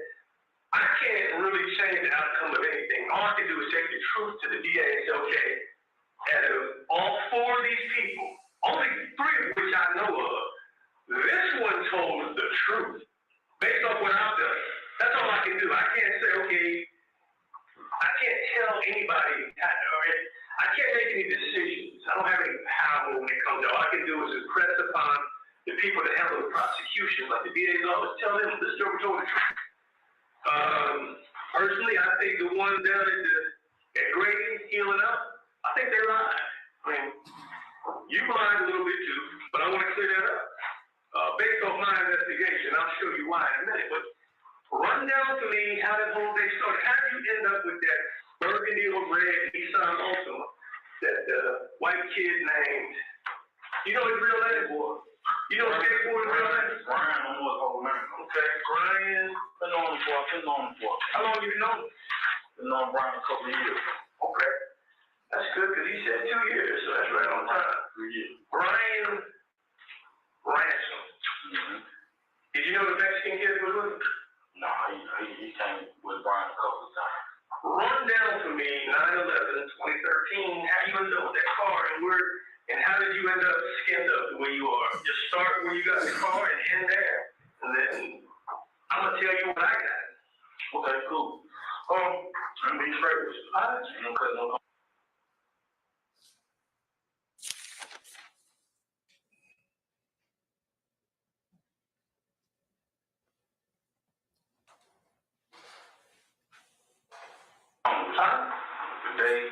The day we pulled up at my spot. I pulled up at my spot. What's your spot? Fuck y'all. That's on Meghann Drive. When I pulled up down on Meghann Drive. What's that address? Which you probably seen a black camera on. I can't really remember the address. Both the spots, because I got like two spots. But the first one of the spots that's across the street would be 2246, and I think the one over there is 2323. Meghann. Okay. That's okay. You know, where I met your wife was 2333, 2233. Okay. That's where I pulled in, paused. About 15, 20, 30 minutes later, Brian pulled up. He called me, said, you need to come holler at me about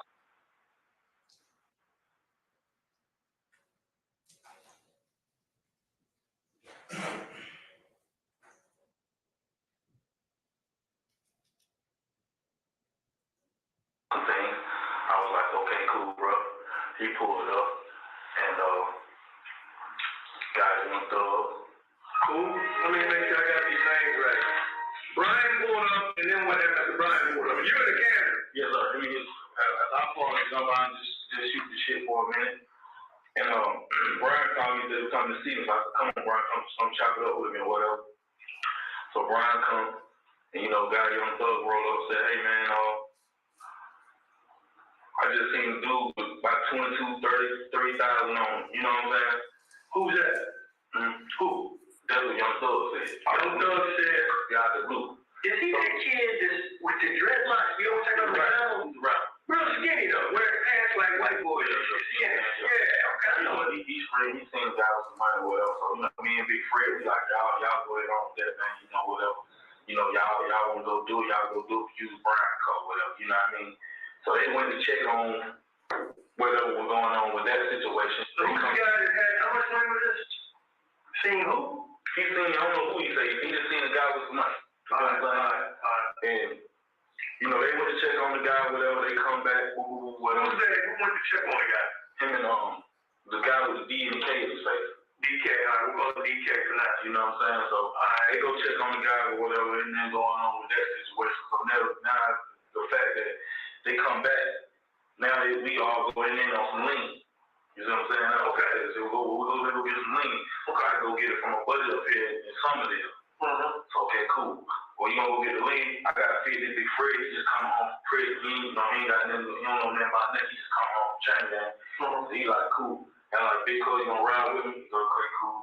You know, Thug and DK get in the back. Okay, cool. I'm gonna drive Brian car, whatever. Woo. So we go up there, get DK the money. DK supposed to go get the lean or whatever. DK go around the corner, start firing some shots. Some shots just go off. And he come back, I'm looking at DK like, what the hell going on? Like, what the fuck you shooting for? What you shooting at? You know what I'm saying? I'm telling all the way out. You know, what the fuck you shooting at? Why are you shooting? You know what I'm saying? He got in the car, go. So now I get in the car, pull off, and then go, cars pull up. And when I pull out, what cars? It's like black car, blue. It's like that shit you drove up in here. It's one of the cars. For a car. When I pick it up, I go around the car, whatever, you know, driving. Wait a minute, you went around the car? I see a damage on the police car. They saying they got hit by your car. You remember that? Oh, I went around the car. I go around the car. Okay, what was it? I go around the car. The car pull up. Boom. He trying to see what's going on with this. I'm trying to see why this you right here. This your car. Are you back in the market? You bagged in. This is the front of the car. You bagged in? I'm bagged in. Cars come like this right here. Stop. About right now, about 2 car lengths up. Okay, cool. I pulled out. As I pulled out, cops already right there with the gun. You see what I'm saying? I go around like this right here. As I go around like this here, the cop car hit me. Bump the tail of the car like that right there. I goes out. They shoot. Boom. Cop. He fired a shot. I go around. Boom. Hit the gate. Boom. Go straight across. Jump over the wall. Boom. Hit the other wall. Boom. Run into the laundromat. After that, did you see that police car down there at the bottom of the wall? I didn't see no police car. It was back then. You almost landed up, so you were driving the car. Yes, sir. There was a lot of detectives when they first came to talk to me, and I told them, that's probably the lie you're talking about. I told them that Big Fred was driving and all like that right there, which I was the driver. Big Fred was the passenger. DK was behind me, and Young Thug was behind Big Fred. Young Thug is a rapper. Wait a minute, so Young Thug, what do you say Fred? Because he's like 6'8", 354 pounds. He was sitting in the back seat. No, he's in the front with me. Okay, so make sure I got the C-track. You said Big Fred was driving. All right, we got that cleared out. That was in the beginning. Yeah. So I told the three boys shit lies. I ain't keep secrets. I'm gonna keep it all the way live, man. You know what I'm saying? Big Fred.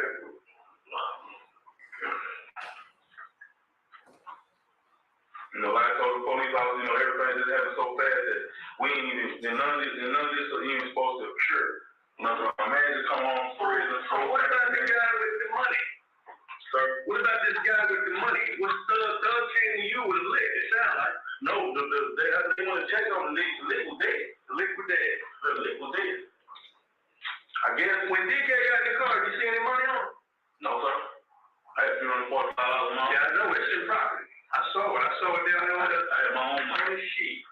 Yes, I had my own $345 in check and worth of cash in my pocket. It had nothing to do with what was going on up in Somerdale, man. No, sir. All right. Did you know that DK got some money? Okay, let me ask you something. Who had pistols in that car? Make sure I got in the car correctly. Who had pistols in the car? Big Fred was in gun, you got DK with a gun, you got Thug with a gun. Big Fred, what kind of gun did Big Fred have? I'm gonna go get him. You think you can recognize it? He has a 9mm. Fred had a 9mm Ruger. Go slow for me, go slow. Okay. DK had a little bitty, small, little gray looking gun. You know what kind? I just know. Small and gray? Yes, sir. Was it automatic or was it, I was in a lot of it. All right. You don't know what his was, 9, 40, 45? What kind of DK had? I can't tell you this, dude. Okay. I mean, I don't hang with all right. Small, gray, automatic. Let me put this on the clip of rap, too. These are younger guys than me and Big Fred. Like I said once before, Big Fred just come home from jail. I'm trying to show my big homie a good time. I took him to buy him brand new clothes and stuff. Okay. You know what I mean? And that was that. Big Fred, the younger guys, I don't know what they be at, what their attention is, or what they be on, or whatever, but they is way beyond what we're on. You know what I'm saying? They go by a whole nother means of getting their money with that's for sure. To get my money. These younger guys, they like to rob, take, and do all this other stuff. Okay. Okay. I just want to put that clip, you know what I mean? I don't rob. I never rob. I ain't got no rapping for no robbery and stuff, for juvenile or something like that. But since that, I've been straightforward. You know what I mean? Trying to raise my family and whatever. What kind of gun did young Thug have? You can remember? I didn't see Thug gun. Okay, but how do you know he had one when he got it? He had it. He keep a gun. How much was the lien going to be? How much was they paying for the lien? It's your fault. Supposed to be $150 for the lien, 50, 50, 50. You know, so I give 50, and then he went 50, Thug went 50, and DK supposed to went 50. We supposed to all go in on the lien, supposed to show Big Fred a good time. That's it. Did you know that, now how long have you known DK? For weeks. That's it? Yeah, not even the neighborhood? Just a couple weeks, and I've been hearing about him and stuff like that as far as this, you know, this running with him and hanging with him. But that was on the second time you got in the car with him? Yes, sir. Okay, well, I want to make sure we got the right DK. Because when we got down there, if you don't know him off the rip, let me see how.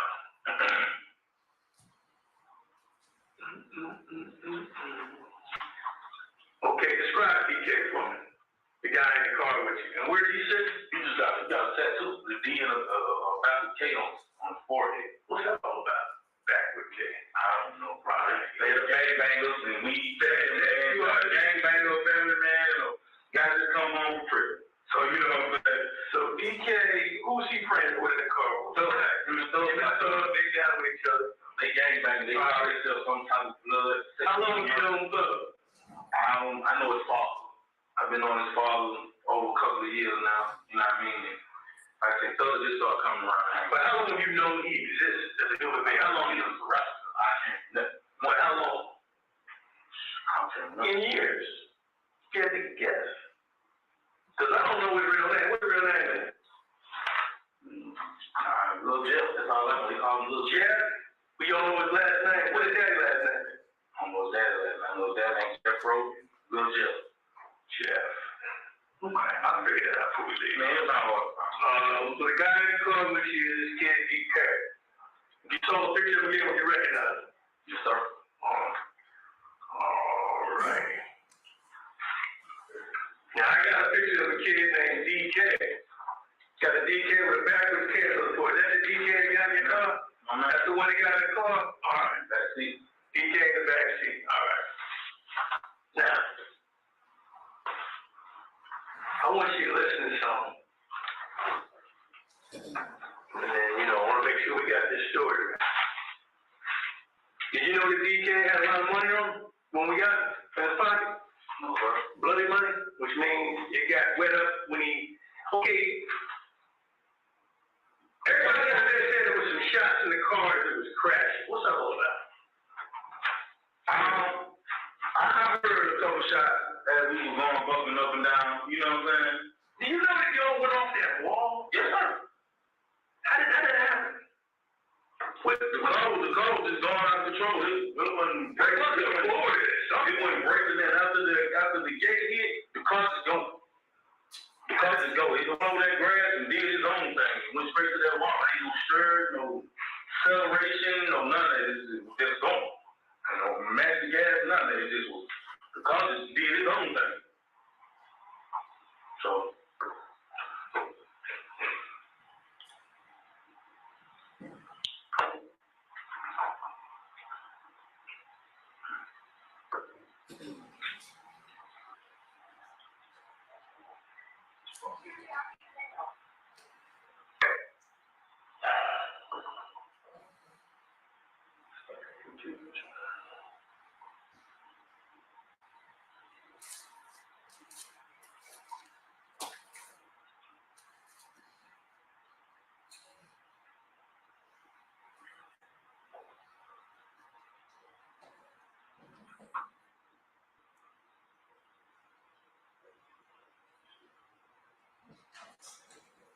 remember what I said about taking my time with this shit.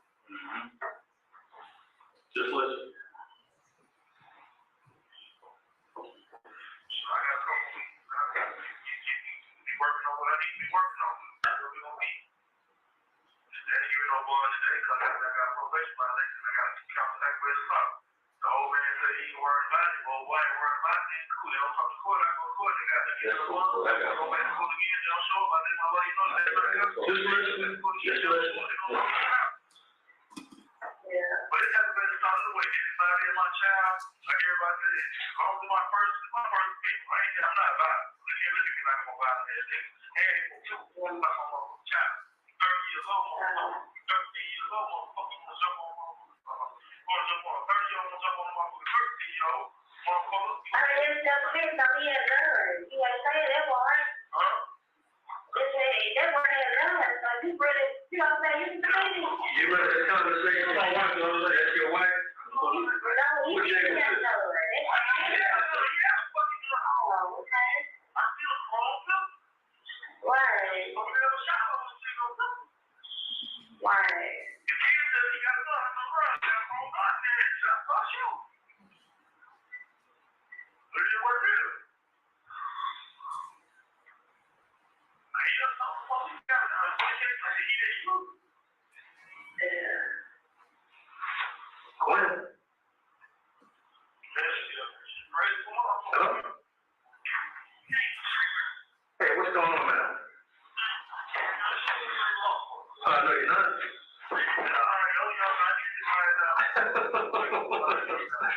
Yeah, I know. But we need them. Trust me, we do, because it legitimizes the office. It legitimizes everything they have.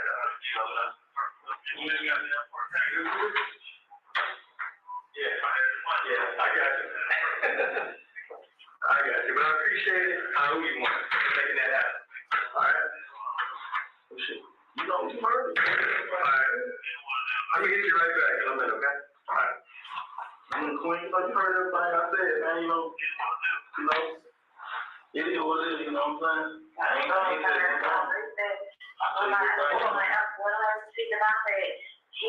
we ain't got to the point I'm talking about yet.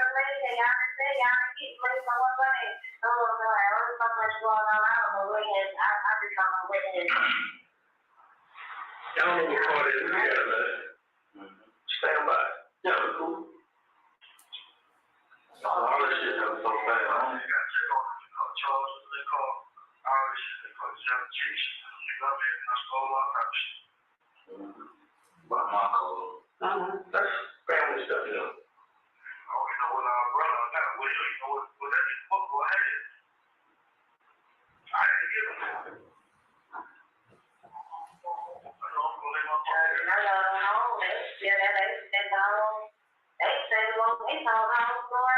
Pay attention. Listen to this. This is important.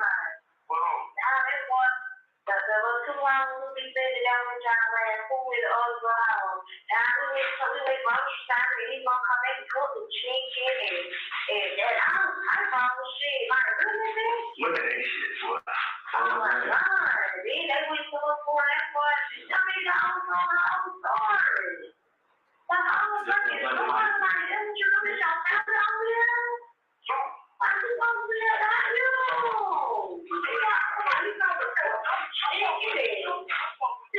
I'm married. No,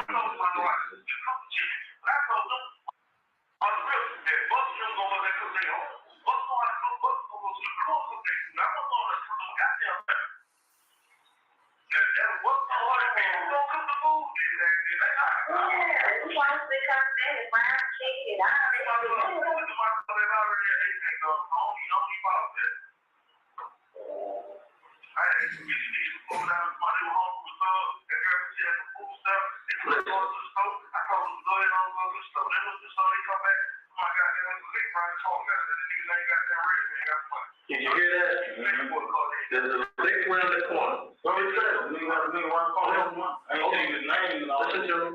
Name Red. Yeah, Red. All right. Pay attention. I fuck this shit. If he's talking about 15, 40,000, I fuck this shit. Help you get the car to drive. Hell, shit, that's the only time I drove all this. I ain't go over. I ain't been no road shop. No motherfucker back on board. Fuck that. Give me that place. She didn't want it. What the fuck? Kids, he lying like a motherfucker. Who ain't make up something like this? I ain't even said no shit like this. So we got the part about red having money, which you already told me, right? Buck going there to your own food. Rick going there to your own food. What's working? Going there to your own food. I ain't out to your own food. I'm not going to that really there for nobody. Yeah, so we back in that thing with that shit with all that. There, you know, your time came couldn't got their livestock for properly. So, but they still around. I'm like, they still around. I don't think like. I said, well, you ain't gonna put them on something else. You ain't gonna put something else. They got going outside, not going to go to one of those girls. Them motherfuckers got a car. They sit around there hiding. I ain't no might see that motherfucker. They won't eat the house. They ain't not trying to eat the house. Yeah, no. They eat the house. This shit crazy. You have 1 minute left. Everybody get up. Child work that I know she just sit outside. I ain't gonna be quiet to everybody. I ain't gonna go to my place. I think. What is hold on? They just cut the house. That's just that I'm not to the wall. Now, 8:45, what's that?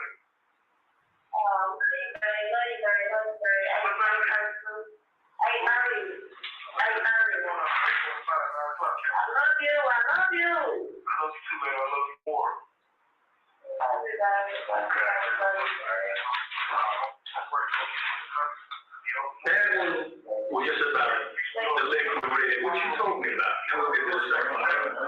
Okay? I just want to be fair to you. These are just conversations. You think I'm not good? No. I'm confirming what you just told me.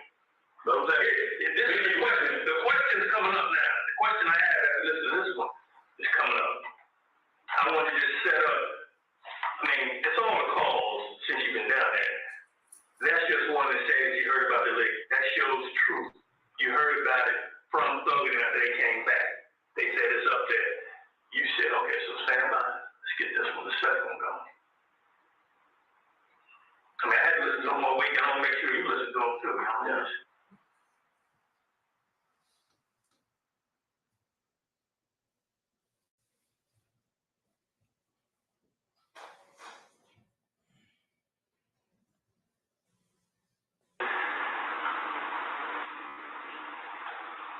This is the one that kind of, this is the one that bothers me a little bit, and I think we got to clear it up.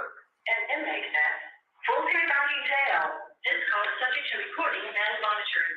To accept this free call, press 1. To refuse this free call, press 2. Thank you for using security. Somebody gets home, you know what? This shit, right? This shit don't even seem real. You drive your own shit. I'm just on window right now. You better go pray. What the CashApp word, right? But you know, when you free shit, man, you're not going to get this. You know what I'm saying? I ain't going to get what? I said the same thing. I ain't going to get it. I ain't going to get it right here. Man, we got that wrong up there at the CashApp. Okay, they come out of CashApp right about sheriff. Boom. They ride. I see them, I turn around, I'm bugging. I'm bugging out and all some of it. Okay, cool. So we to the tire. You get a chance that you put the bucket in the tire first. When you get out the car, you can't. But then you go hop out the car, man, and we just start what? Wow. Quick, goddamn, man. I turn around, man. Go. Turn around and get on this motherfucker. They ready to get off the car. I rushed to the goddamn day. From there on outside. Oh, he shut the car. I'm not even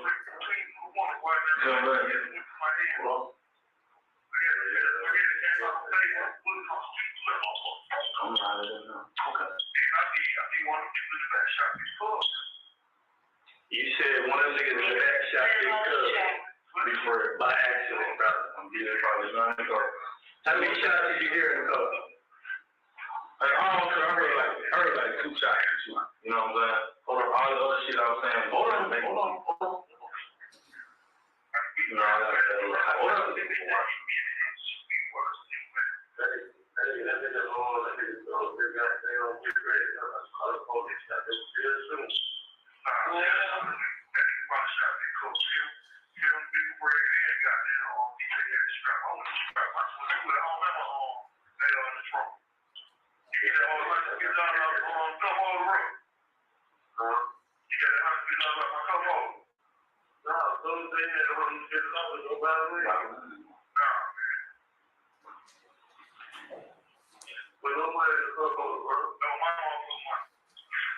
See, now, I'm listening to this.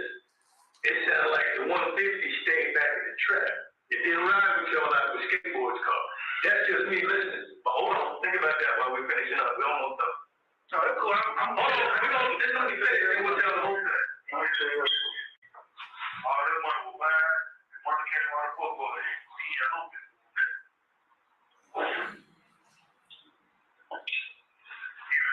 Come on, I told him, now he got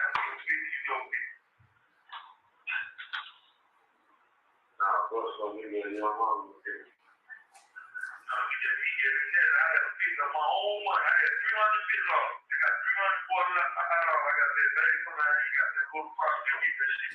Come down here and find a piece of paper. Probably release for waiting for when she go out and give him the 300 off. You know what I mean? And they gonna be that. I don't think I got them to try to mention this. Lying on me, come cook with that. I really too much old man on whole what? So yeah, so you don't take care of that. Don't worry about that. More about that. I'm not talking about that. No. That's not my business. Yeah, we'll try to get that. I can't get them with probation, man. I got no probation, no rapping, no none of that shit. I don't shoot. Okay, we're trying to get done like that, man. I don't roll.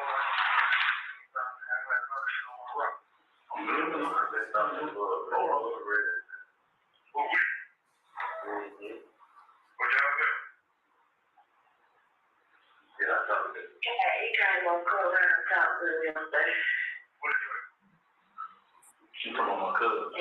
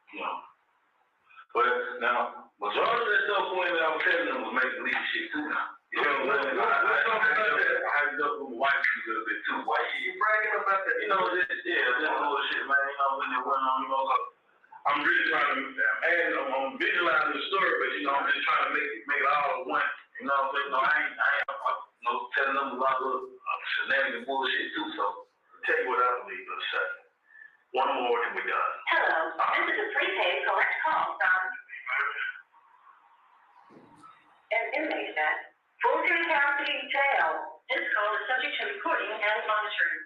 To accept.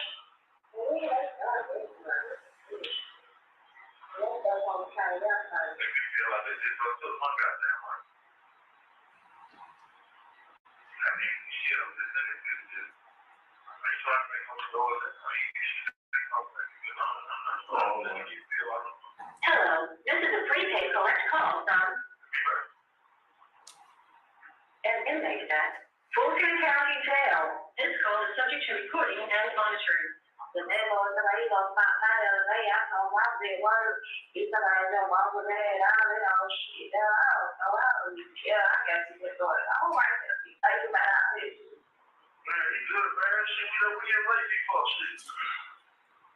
You know what I'm saying? When you say lazy, you didn't know you want to get for it. It's cool. It's not gonna be all right. You know this work, though, but we ain't been doing them pushing around for other shit. Man, out of the week, he needs to be work. If he done sold out work, he gonna get sold. But he got $600 already. I got $340. $45 in my pocket downtown, but he said, oh, I need to go out and get that money for me tomorrow.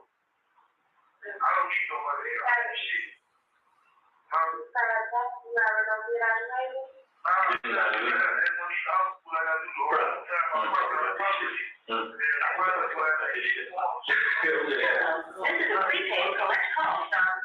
Only do big boy shit. I don't fuck with that other shit. You just trying to eat. Fulton County Jail. This call is subject to recording and monitoring. To accept charges, press 1. To refuse calls,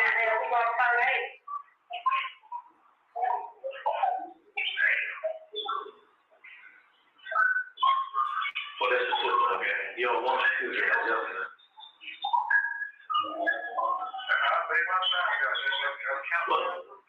Okay, let me just say this. I'm looking for it, but in my notes I have. Everybody, listen, no, you ain't helping me. I just want you to make sure you have the truth. I've got, I don't know, 10 tapes altogether, because the phone conversation is lasting 13, 15 minutes.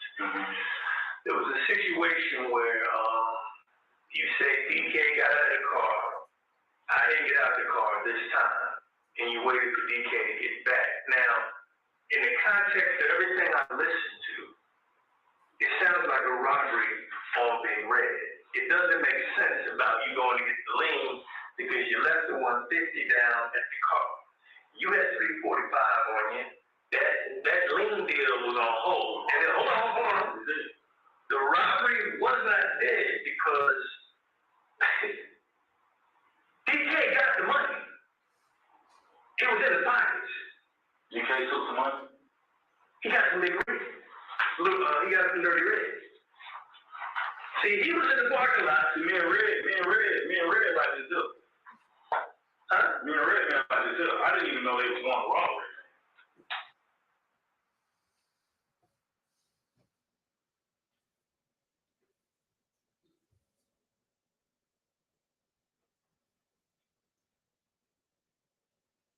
You know what I'm saying? They never gave us a name. You know what I'm saying? Now that I know, now that I've been sitting in jail. Yeah, but here's the thing. A reasonable person is going to believe guys going up there. You say you followed it from Can's spot, which I know what the fuck that is. Down near the sheriff, right? Nice little courtroom. Huh? It's a club called the courtroom. I know who Can is.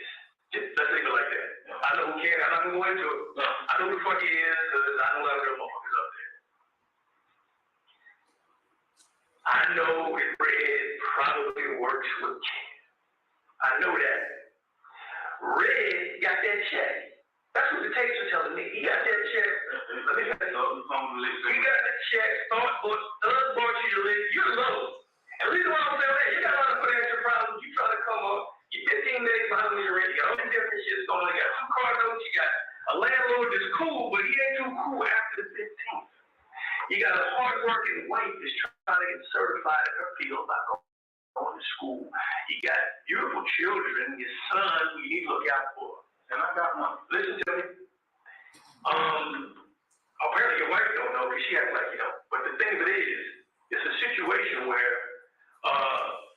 y'all are following Red and the guy who's in the car with him. They get up there, it's going to be a simple lick. You say y'all let BK get out to get it, and BK got out and started shooting. If you would have got out, it would have been different. It wouldn't have been no shooting. This wasn't, first of all, Red had a stack. BK he got that in the car. He shoved that shit in his pocket, but he got back in the car with y'all.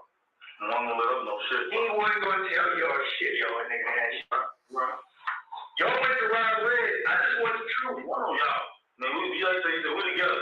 Y'all switch cars. You know what I mean? Come on, man. Talk to me like a...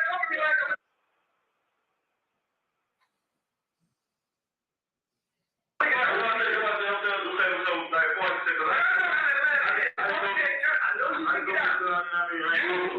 asking straight question. Are you the driver on this lake for a ride? That's all I want to know. You're not the gunman, or you the driver on a ride? You're the driver. All right, so what's the move? Tell me the move. I'm going to get it all together. Yeah, I mean, but if I got to send it over there like this, from my perspective, I ain't let's do it. All right, tell me. What's the main bullshit I told you first? Okay. All right. You know what I mean? If the niggas, they told us about the liquor, whatever. We followed them up with some of it. Who told you? I want to know who. Everybody told me to see the liquor. All right, you know what I'm saying? He come get up to us, busting up. What did he say exactly? He said, niggas sitting up there at King shop with 10, 15,000 on. I just sent the money in the bag. Ken done whooped up and got the money already. The money gone. You see what I'm saying? Mm-hmm. Ken got the money. Ain't no such thing as 10, 15,000 up there no money. Yeah, but you were excited about hearing that number, so what happens next? Okay, cool. We go check it out. Look at it, see what's going on. Boom. They ain't up there. They come back flying past Meghann Drive. We see them. Boom. We follow them on up to Somerdale. Now, we in Somerdale. What do you follow? What kind of car do you follow? We follow the gray dog. It's gray. I want to say Pontiac. Well, you say gray car. We don't know what kind of gray Dodge. All right, that's cool. Pontiac. Follow the Dodge. Gray Dodge. And, you know, we get up through there. No, through where you gotta say where Somerdale. DJ jump out the car or whatever, you know what I mean? Why did y'all pick him? Sir? Why did y'all pick that motherfucker to get out? And all the motherfuckers. I don't know why Thug didn't get out. It was his day. He sat in the car in the back seat like a bitch. This is man. You know what I'm saying? So it ain't no who picked who. This is man. He tell his foot social with it. I'm no gangbang, I'm no blood, nothing. He tells him, showing your record. He tells him, hey, you go get it. You know what I'm saying? What did he say exactly? What did Thug say? He told him go get the money. So he told him, he said, go get the money, go take the money, come on back. So he told him, go take the money, come on back. All right, so is that before or after you back then? At the party. We back then, he told him go get the money. All right.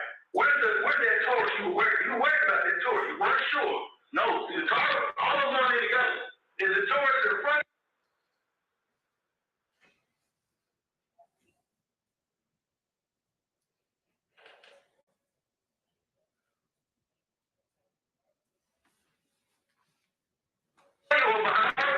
Police Taurus in front of him. Did you know the police? You can say he was nervous like that. Let me find the fucking Taurus. I didn't know it was the police. You regular with us, the rest of the motherfuckers ain't even included on that shit. I'll be like, hold on, let me see. I see a Taurus. Sure. That's what I heard. Police not that I went to look, I checked, and then like that, because I wouldn't know then, you know, the police out there don't do it. But I just want to make sure it's car, the police is car, right? You know what I'm saying?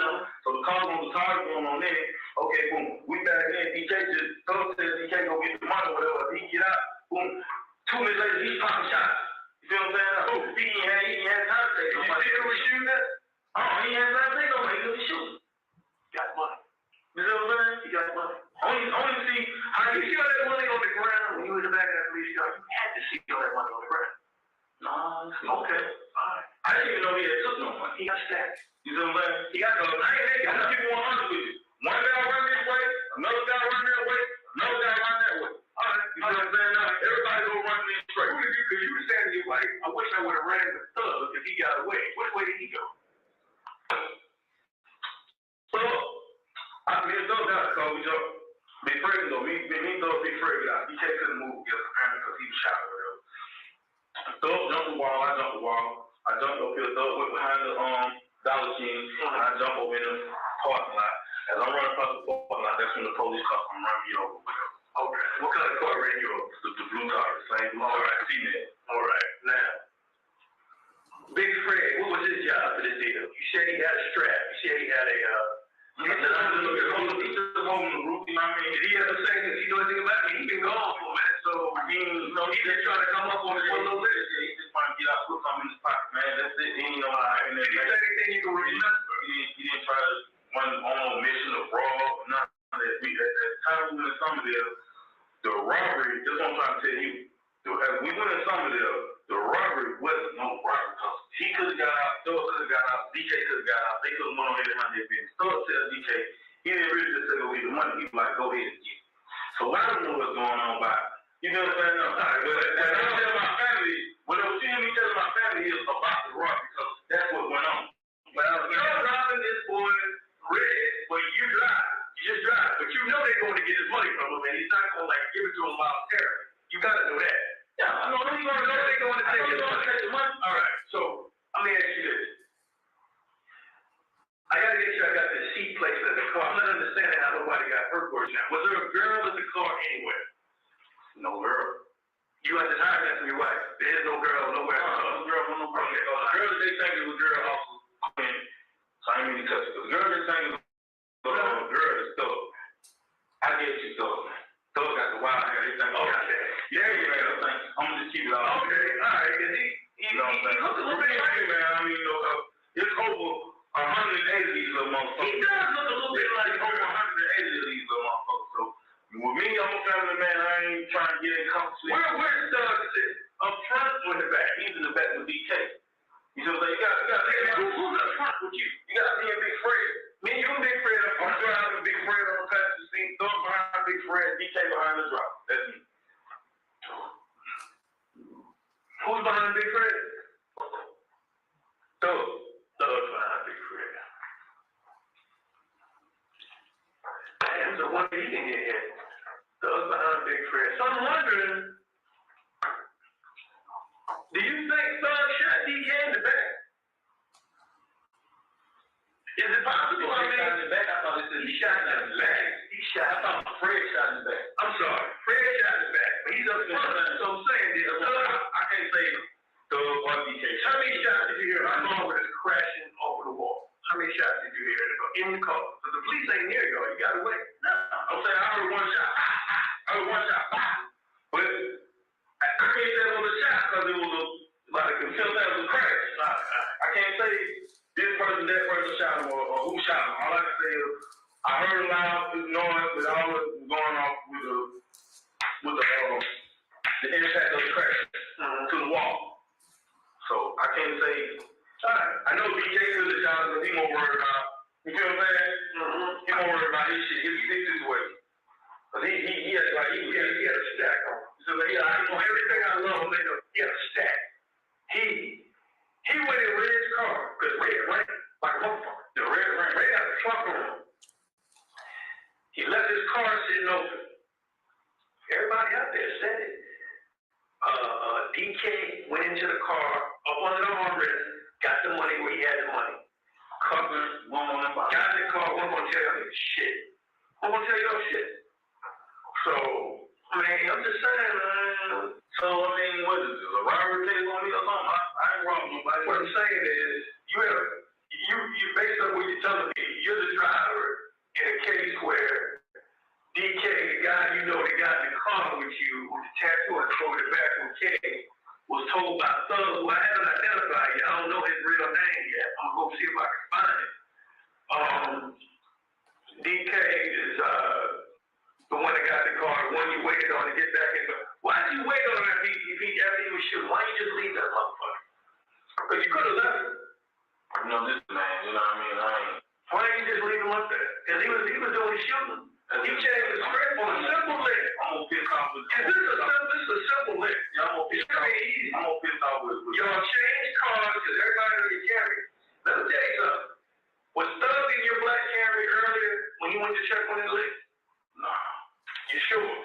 When he went up the 10 shot. Was Thug using your car or another black Camry? Thug got a black challenge. He got his own car? Not black challenge. Okay. All right. Okay. Now, a police officer that did the shoot. When did you first see the uniformed police officer that fired the gun? Did you see it? Nah, I don't remember police. Did you ever hear the police give a command? Did you see a police officer? Because they say they saw the cop. I mean. Did you knowingly ram the cop's vehicle trying to leave? Did you know you hit it? No. You did not know you hit the cop. They bumped me. And the cop bumped you. Yes, sir. So is it fair to say they tried to lock you in to stop you from leaving? Do you think that happened? I'm just asking. Yeah, they probably did. And why didn't you stop? Did you know they were police? Come on, everybody out there saying the police were trying to get you on the stop. Did you know those were police you were fleeing from?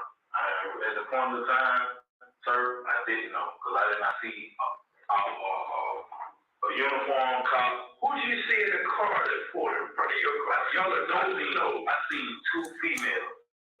Two females. I seen two females. That's all I seen. And you're running from two females? I'm getting out of that too. I'm getting out of that. Keep playing. I'm getting out of that.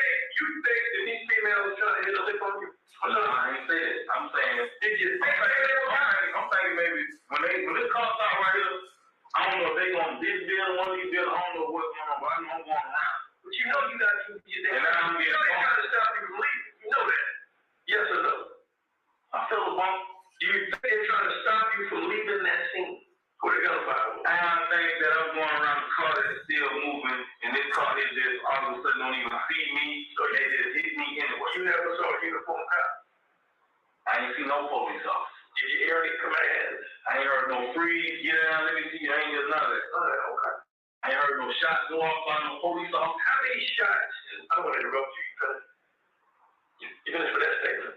Yeah, I ain't had no shots go off by no police officer. How many shots did the police officer shot? Did anybody in the car mention that was the police? Anybody?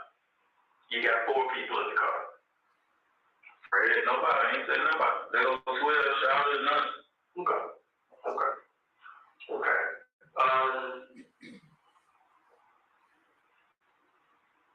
You know, this is an interesting situation, man. Y'all went through that yard, hit all the tricycles and shit. Could have been kids on the bikes, man. I could have lost my own life. Oh my God, you could have. At the time, y'all could have landed. At the time, y'all was scared of police because the police caught back on that wall. Y'all just missed it. They were just sitting there. They had nothing to do with that shit on here. They were just sitting there. Thank Jesus, Allah, the Dalai Lama, everybody spiritual. Y'all didn't land on that car. Then, you know, it would have been a different situation. It wasn't meant for you to, you know, catch that kind of weight, but, you know, you seem like an older brother. Why you got involved with these young men? You say it to your wife over and over again when I listen to it. Why you get involved with these young motherfuckers, man? They don't care about going down the road. They can't wait to get down. That's my feeling. They can't wait. That's the same way I got it right like that. They can't wait to get down there, man. You already know what this shit's about, what life's all about. You are in love. These young jokers only be in love with themselves and their homeboys. They'll never know how to play bagels. See, I don't bang. I know you don't bang. You're a family man. You got your kids in football. You're active in school. I did my research on you. You're a good dude, but, you know, I appreciate I've been asked to take a for break. So can we do 10 minutes and then we'll see where the day leads us at that point in time, okay? All right, we're being recessed for 10 minutes. All rise.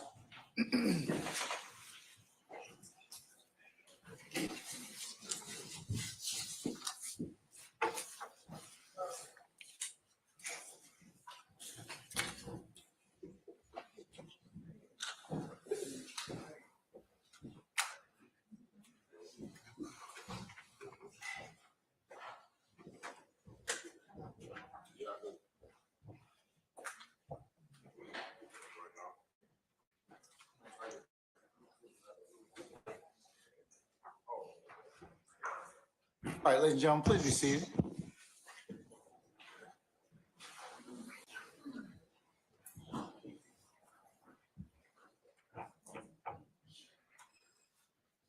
Excuse me, Sheriff. Oh, absolutely, Detective. I apologize. Yes, go ahead.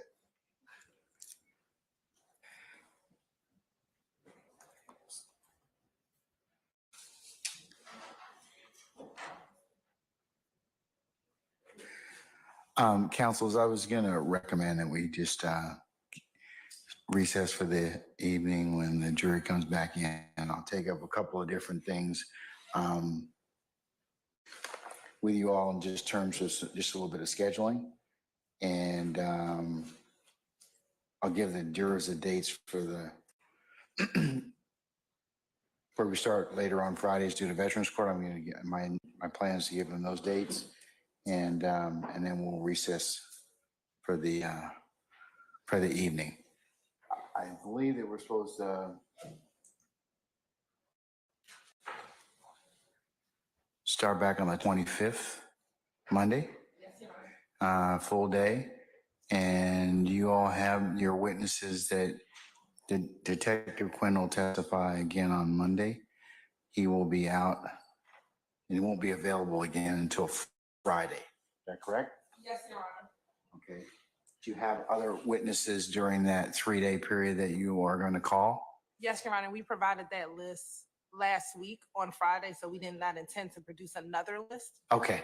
All right. Any issues about that? About any of those witnesses or anything that's going to be presented that week? Mr. Steele? Yes, sir. So unless it changed, and just stop me so I don't waste anyone's time. I believe that it is Miss A.B. and 2 other witnesses. Is that fair to say? Yes. So, Your Honor, you have admitted this is not charged conduct. This is not in the indictment at all.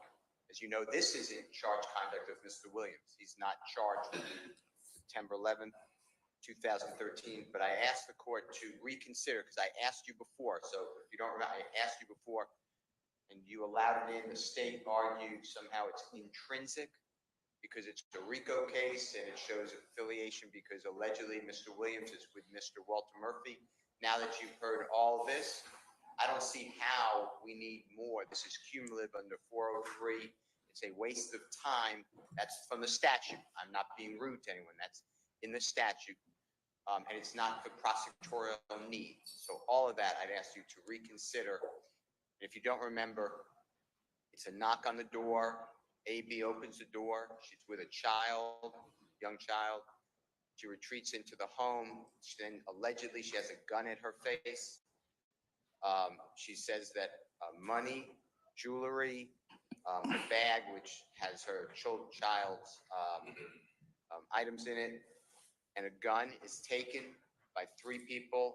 Mr. Walter Murphy is known as DK, Mr. Williams, and a 3rd person she identifies. She doesn't know the person. She says, thinks it is Mr. Williams' brother. They leave. Mr. Murphy shoots her gun into the apartment.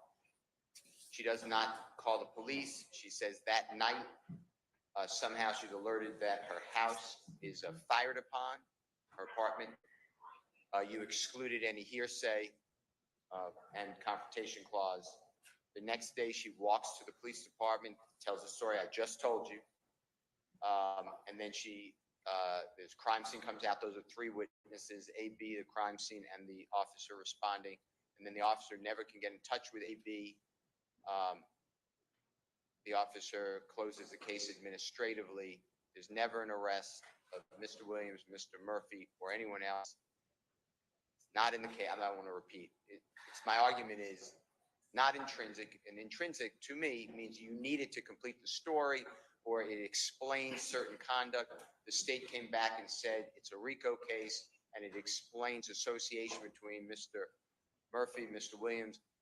I would stipulate that Mr. Williams and Mr. Murphy know each other. They grew up together. They've associated together, and that this case is all about Mr. Murphy and Mr. Williams. So I just asked you again. That's what you asked if there's any issue. That's my issue. You're asking me to reconsider my ruling on that issue? Exact. That's right. Okay. All right. Ms. Love? Judge, the court already just addressed the fact that the court has ruled on that issue.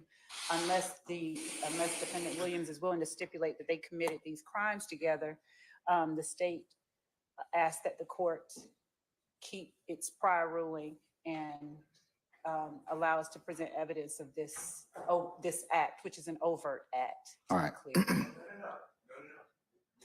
But confident that we're going to say this is not in the indictment. This is not charged as an overt.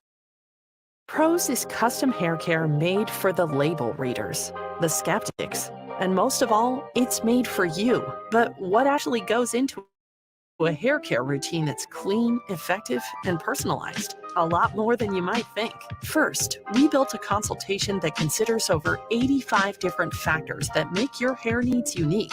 Then we compiled a database of the most effective and most sustainably sourced ingredients, with none of the bad stuff. And finally, we developed a manufacturing process that makes each unique formula to order, only when you need it. It took a lot of work to set a new high bar in hair care, but we believe that great hair is for everyone, and that means hair care products that aren't just for anyone. Get your custom formula today at prose.com.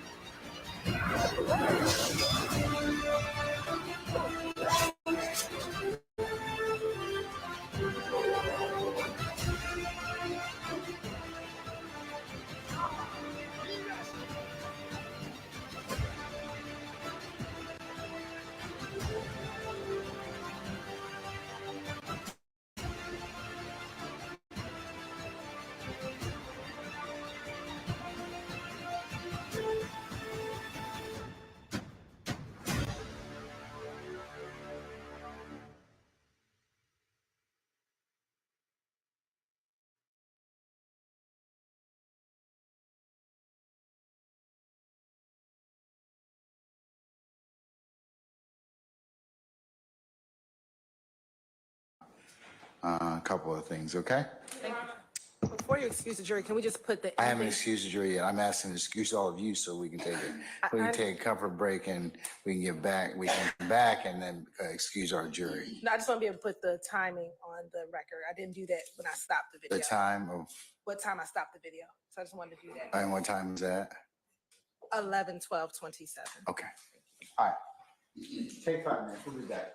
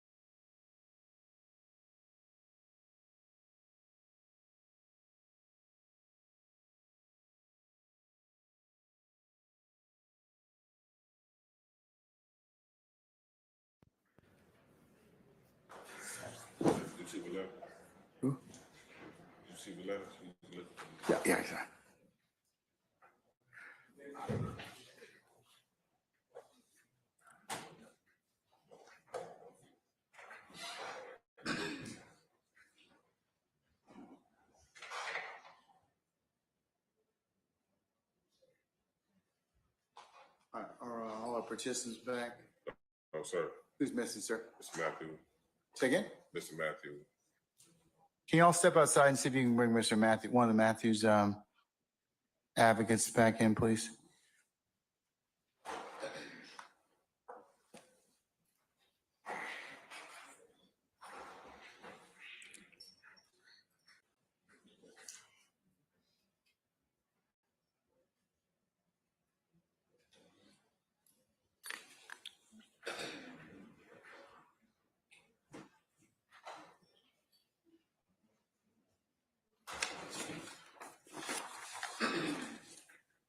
Everybody present accounted for. All right. Can you summon our jurors for us, please?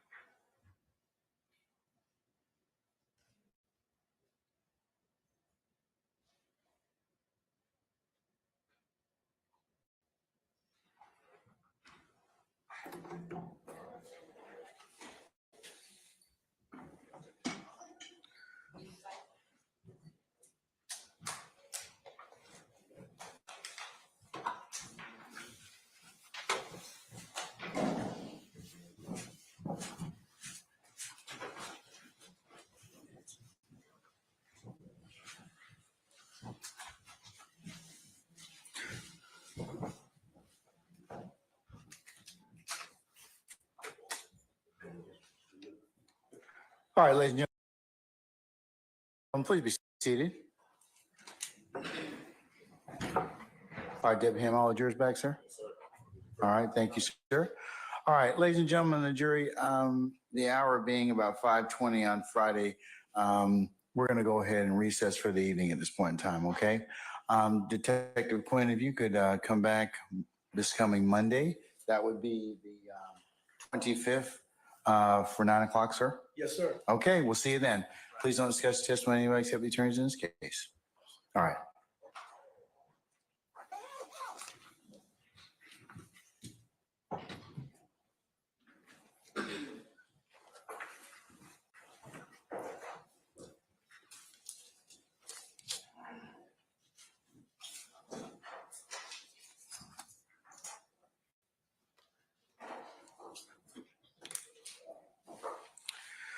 All right, ladies and gentlemen, first let me go through a couple of ministerial things we need to begin with.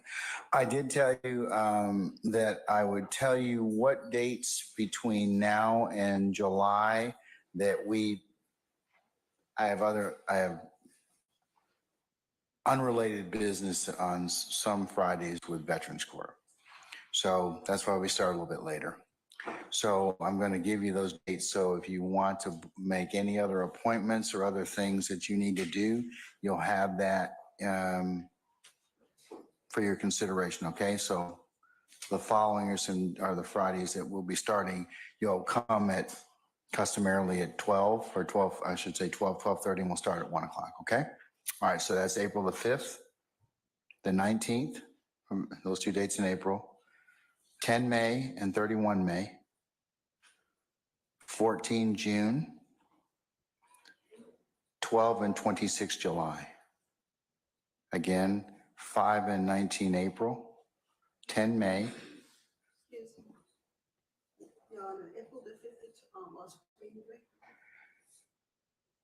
Well, why are you messing up my role?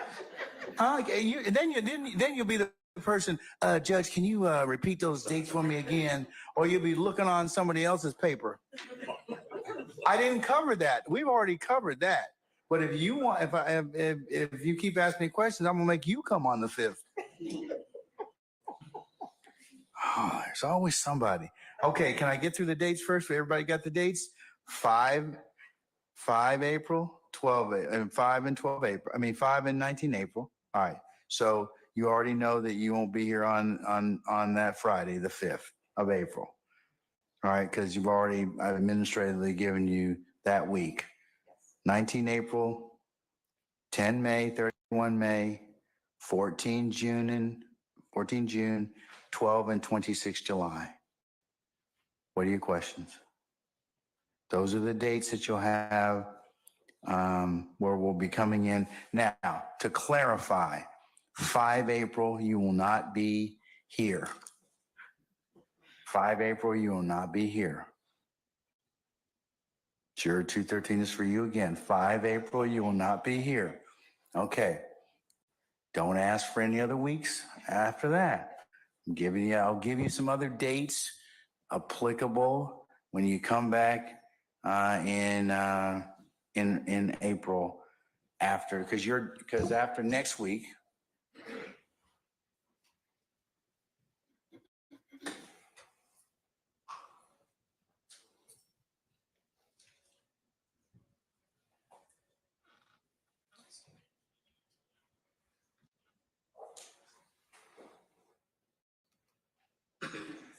Tell you what I'll do, ladies and gentlemen. You all will be here on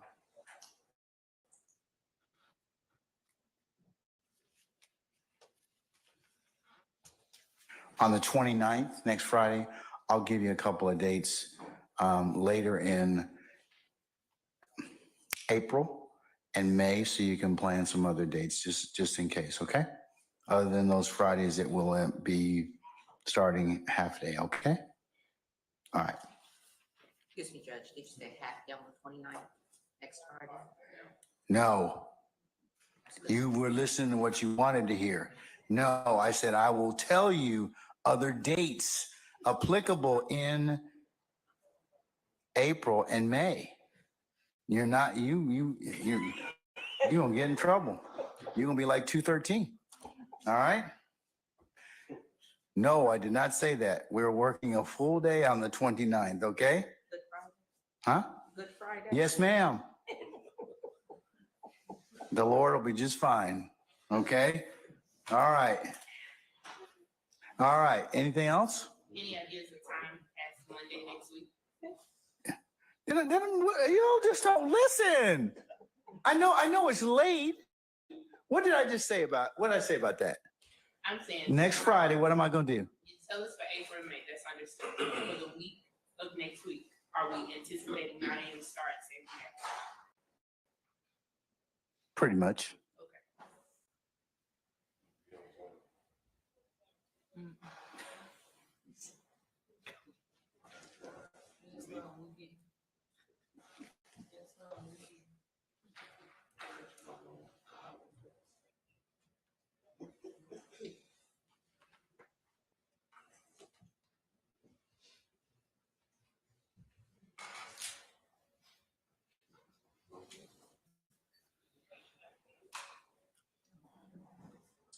Yes, except for Thursday, the 28th. Thursday, 28th, we may have a delayed start around noon. Okay? More to follow on that. All right? Okay.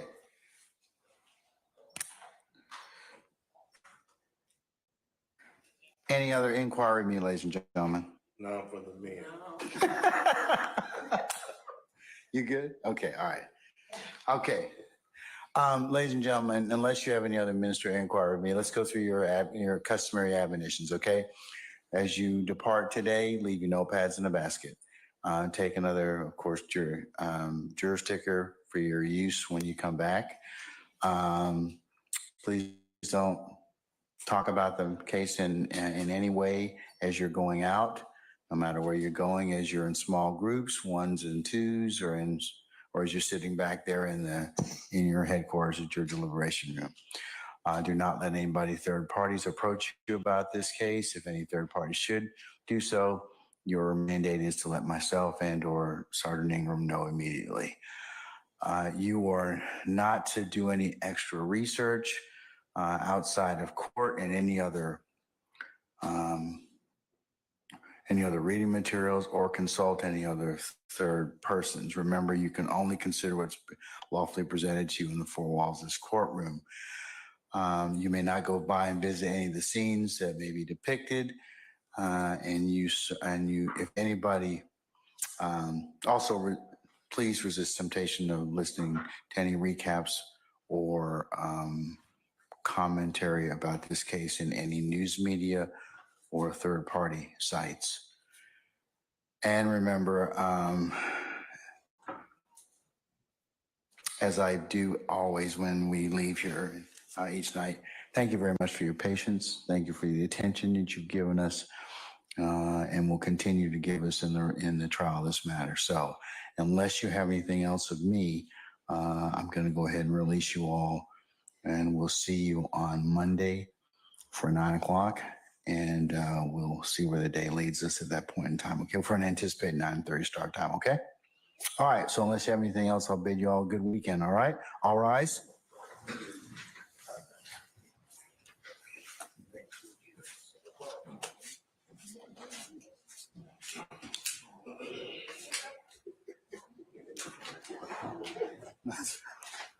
Oh. That's why I didn't say nothing.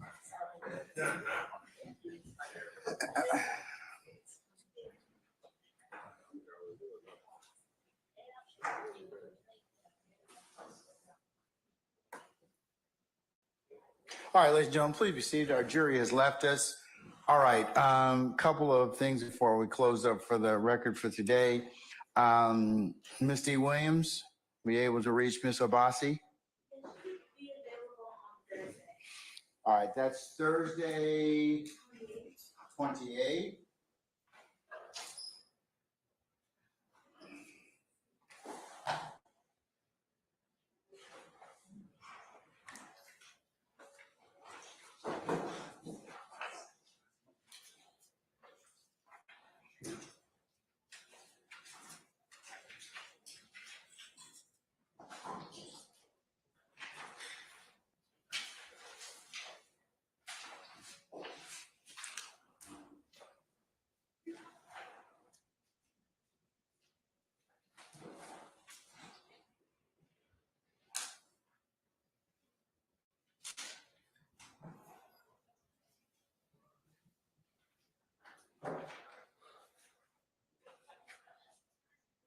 Madam, I'll direct that you tell Mr. Obasi to come in for 12:30 on the 28th. And what I'll do is we'll cover what we need to before everyone comes. Okay? All right. Just let her know, and then we're gonna start thereafter at 1 o'clock. So that should take care of it. Okay? All right. Councils, in referring to Thursday, the 28th, we'll be starting at 1 o'clock. So you'll need to be here for 12:30 on Thursday, the 28th of March.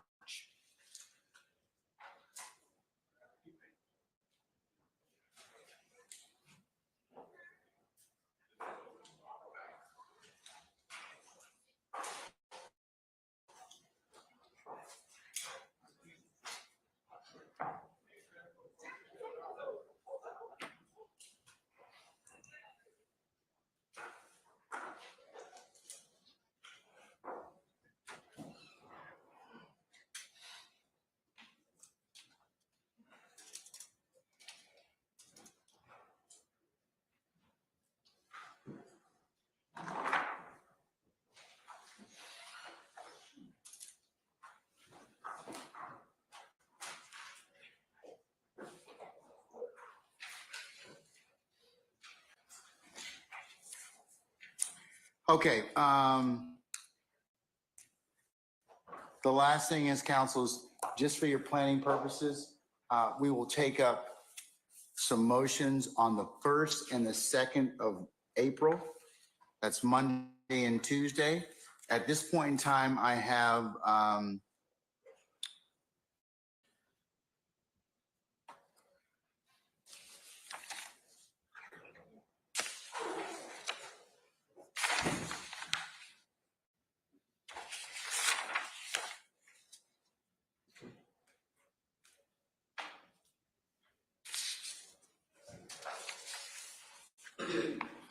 I have Mr. Williams, motion limine, number 2, motion to strike. I need to schedule that. So Mr. Steele and Ms. State, that acceptable to you all, we'll take it. I'm just gonna put it on probably for the 1st of April, that Monday. That work for you all? Yes, Your Honor. Mr. Steele? Of course. All right. And then also I have DeMontre Kendrick's motion to limit witnesses due to undue delay, waste of time, and or needless presentation, and the supplement that has been filed consistent with that. So Mr. Weinstein, I assume that Mr. Apt is going to argue that since he filed it? I believe I'm arguing that. Oh, okay. But I'll confirm that with Mr. Ash. All right, well, between the two of you, and Ms. Hingerty, one of the three of you should argue, we plan to argue that motion on the 1st, okay? Yes, Your Honor. All right, okay.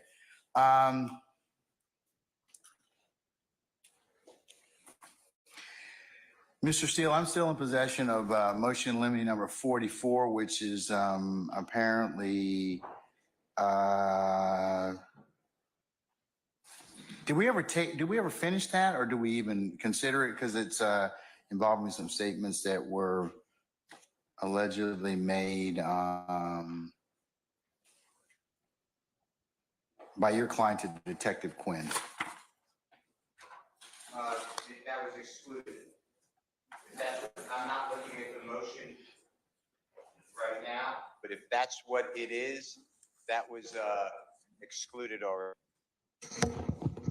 It's September the 11th of 2013. Mr. Williams to Detective Quinn while he's working an extra job at Neiman Marcus at Lenox Mall. Okay, we did not hear that. You are correct. All right. Is that going to come up in this particular examination of detective? I mean, I believe that, will it come up before then? I mean, let's see. I would say yes, but unless the state's not going to use it, I would say yes. All right, then we need to still take it up. So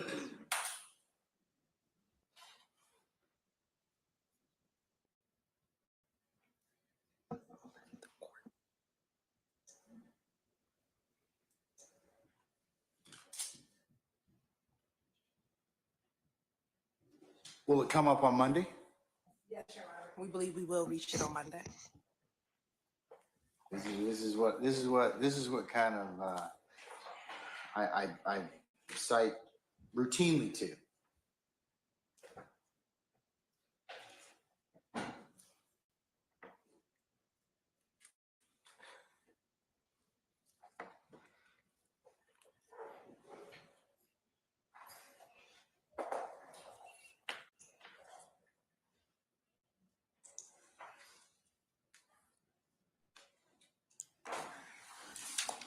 Mr. Steele, does it have anything to do with anybody else, or I was going to see if I could maybe do it earlier on Monday, since it's going to come up Monday. The way that the court has ruled, I assume it applies to everyone because that's how you've been ruling, but no, it was only Mr. Williams and former Detective Quinn. It is not custodial. Is it argument? Yes. Well, I mean, you can hear what the statement is, and then yes, argument.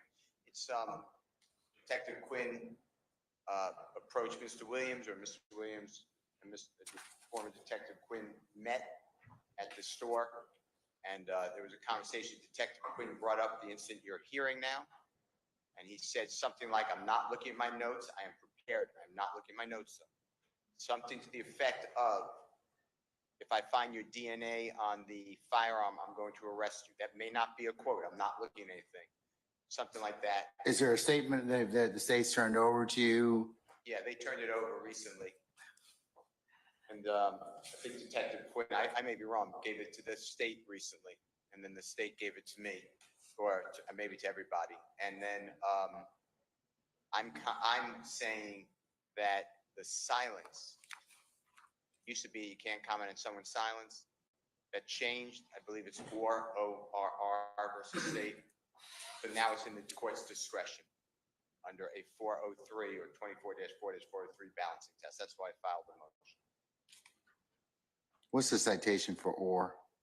Give me 1 second if you don't mind. I should have put it in the motion though. You did, sir. Thank you. You did. 305 Georgia 729 pinpoint, I should say head note 4. All right.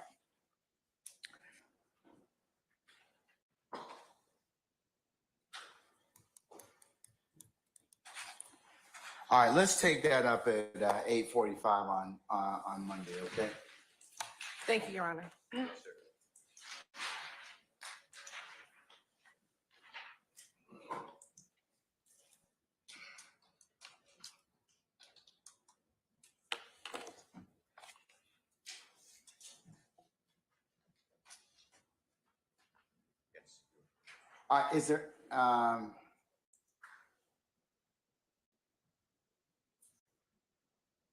Is there any other party who believes they have any other motion that's outstanding at this point in time that can be heard on the 1st or 2nd of April? I'm sorry.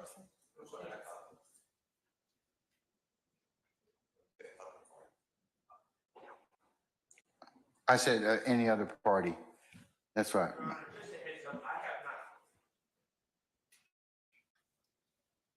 Your Honor, just a heads up, I have not filed this motion yet. I'm working on it, but in light of the recent Supreme Court of Georgia holding in Baker v. State, I am filing some motions in regards to some of the evidence that I believe the state may try to attempt to admit, and but I'm still working on that motion. I'll try to have it done by Monday.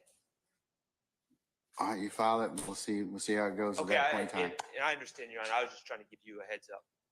All right. Anybody else?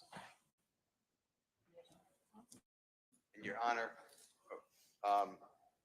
the Baker case that Mr. Sharp just announced, that actually coincides with the supplement motion limit number 2. Yeah, I have it. So it's, I mean, unless he doesn't want to argue it together, it's similar. I'm not saying that I haven't seen the motion, but it's the same case. It's the same case. I think we have different evidence that we are addressing. He'll need to perfect his motion, Mr. Steele, so I'll hear yours, and we'll see where that leads us, okay? But I'll be planning on just hearing on the 1st. All right, Ms. Love, what else? Or Ms. Hilton? Thank you, Your Honor. The state did file a self-serving hearsay motion as it relates to some statements that some of the defendants made to law enforcement. And so we would like to hear that, Your Honor.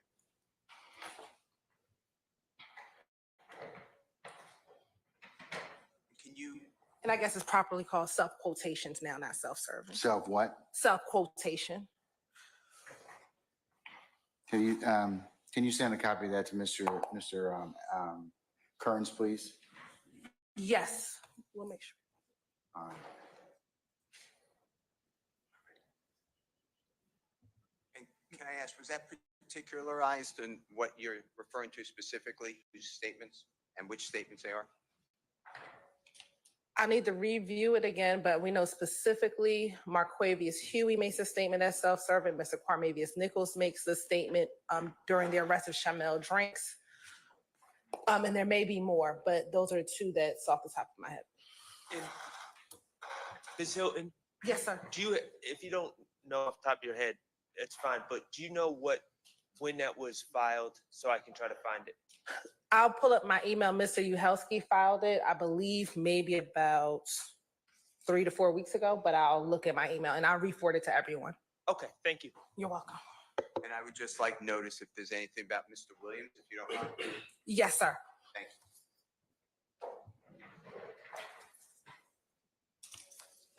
All right.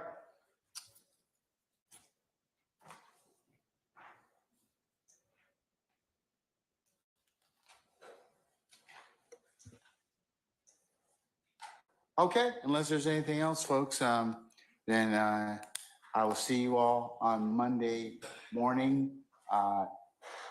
8:45, Mr. Steele, we'll take up your motion, and then the rest of you, I'll see you at 9:30, okay?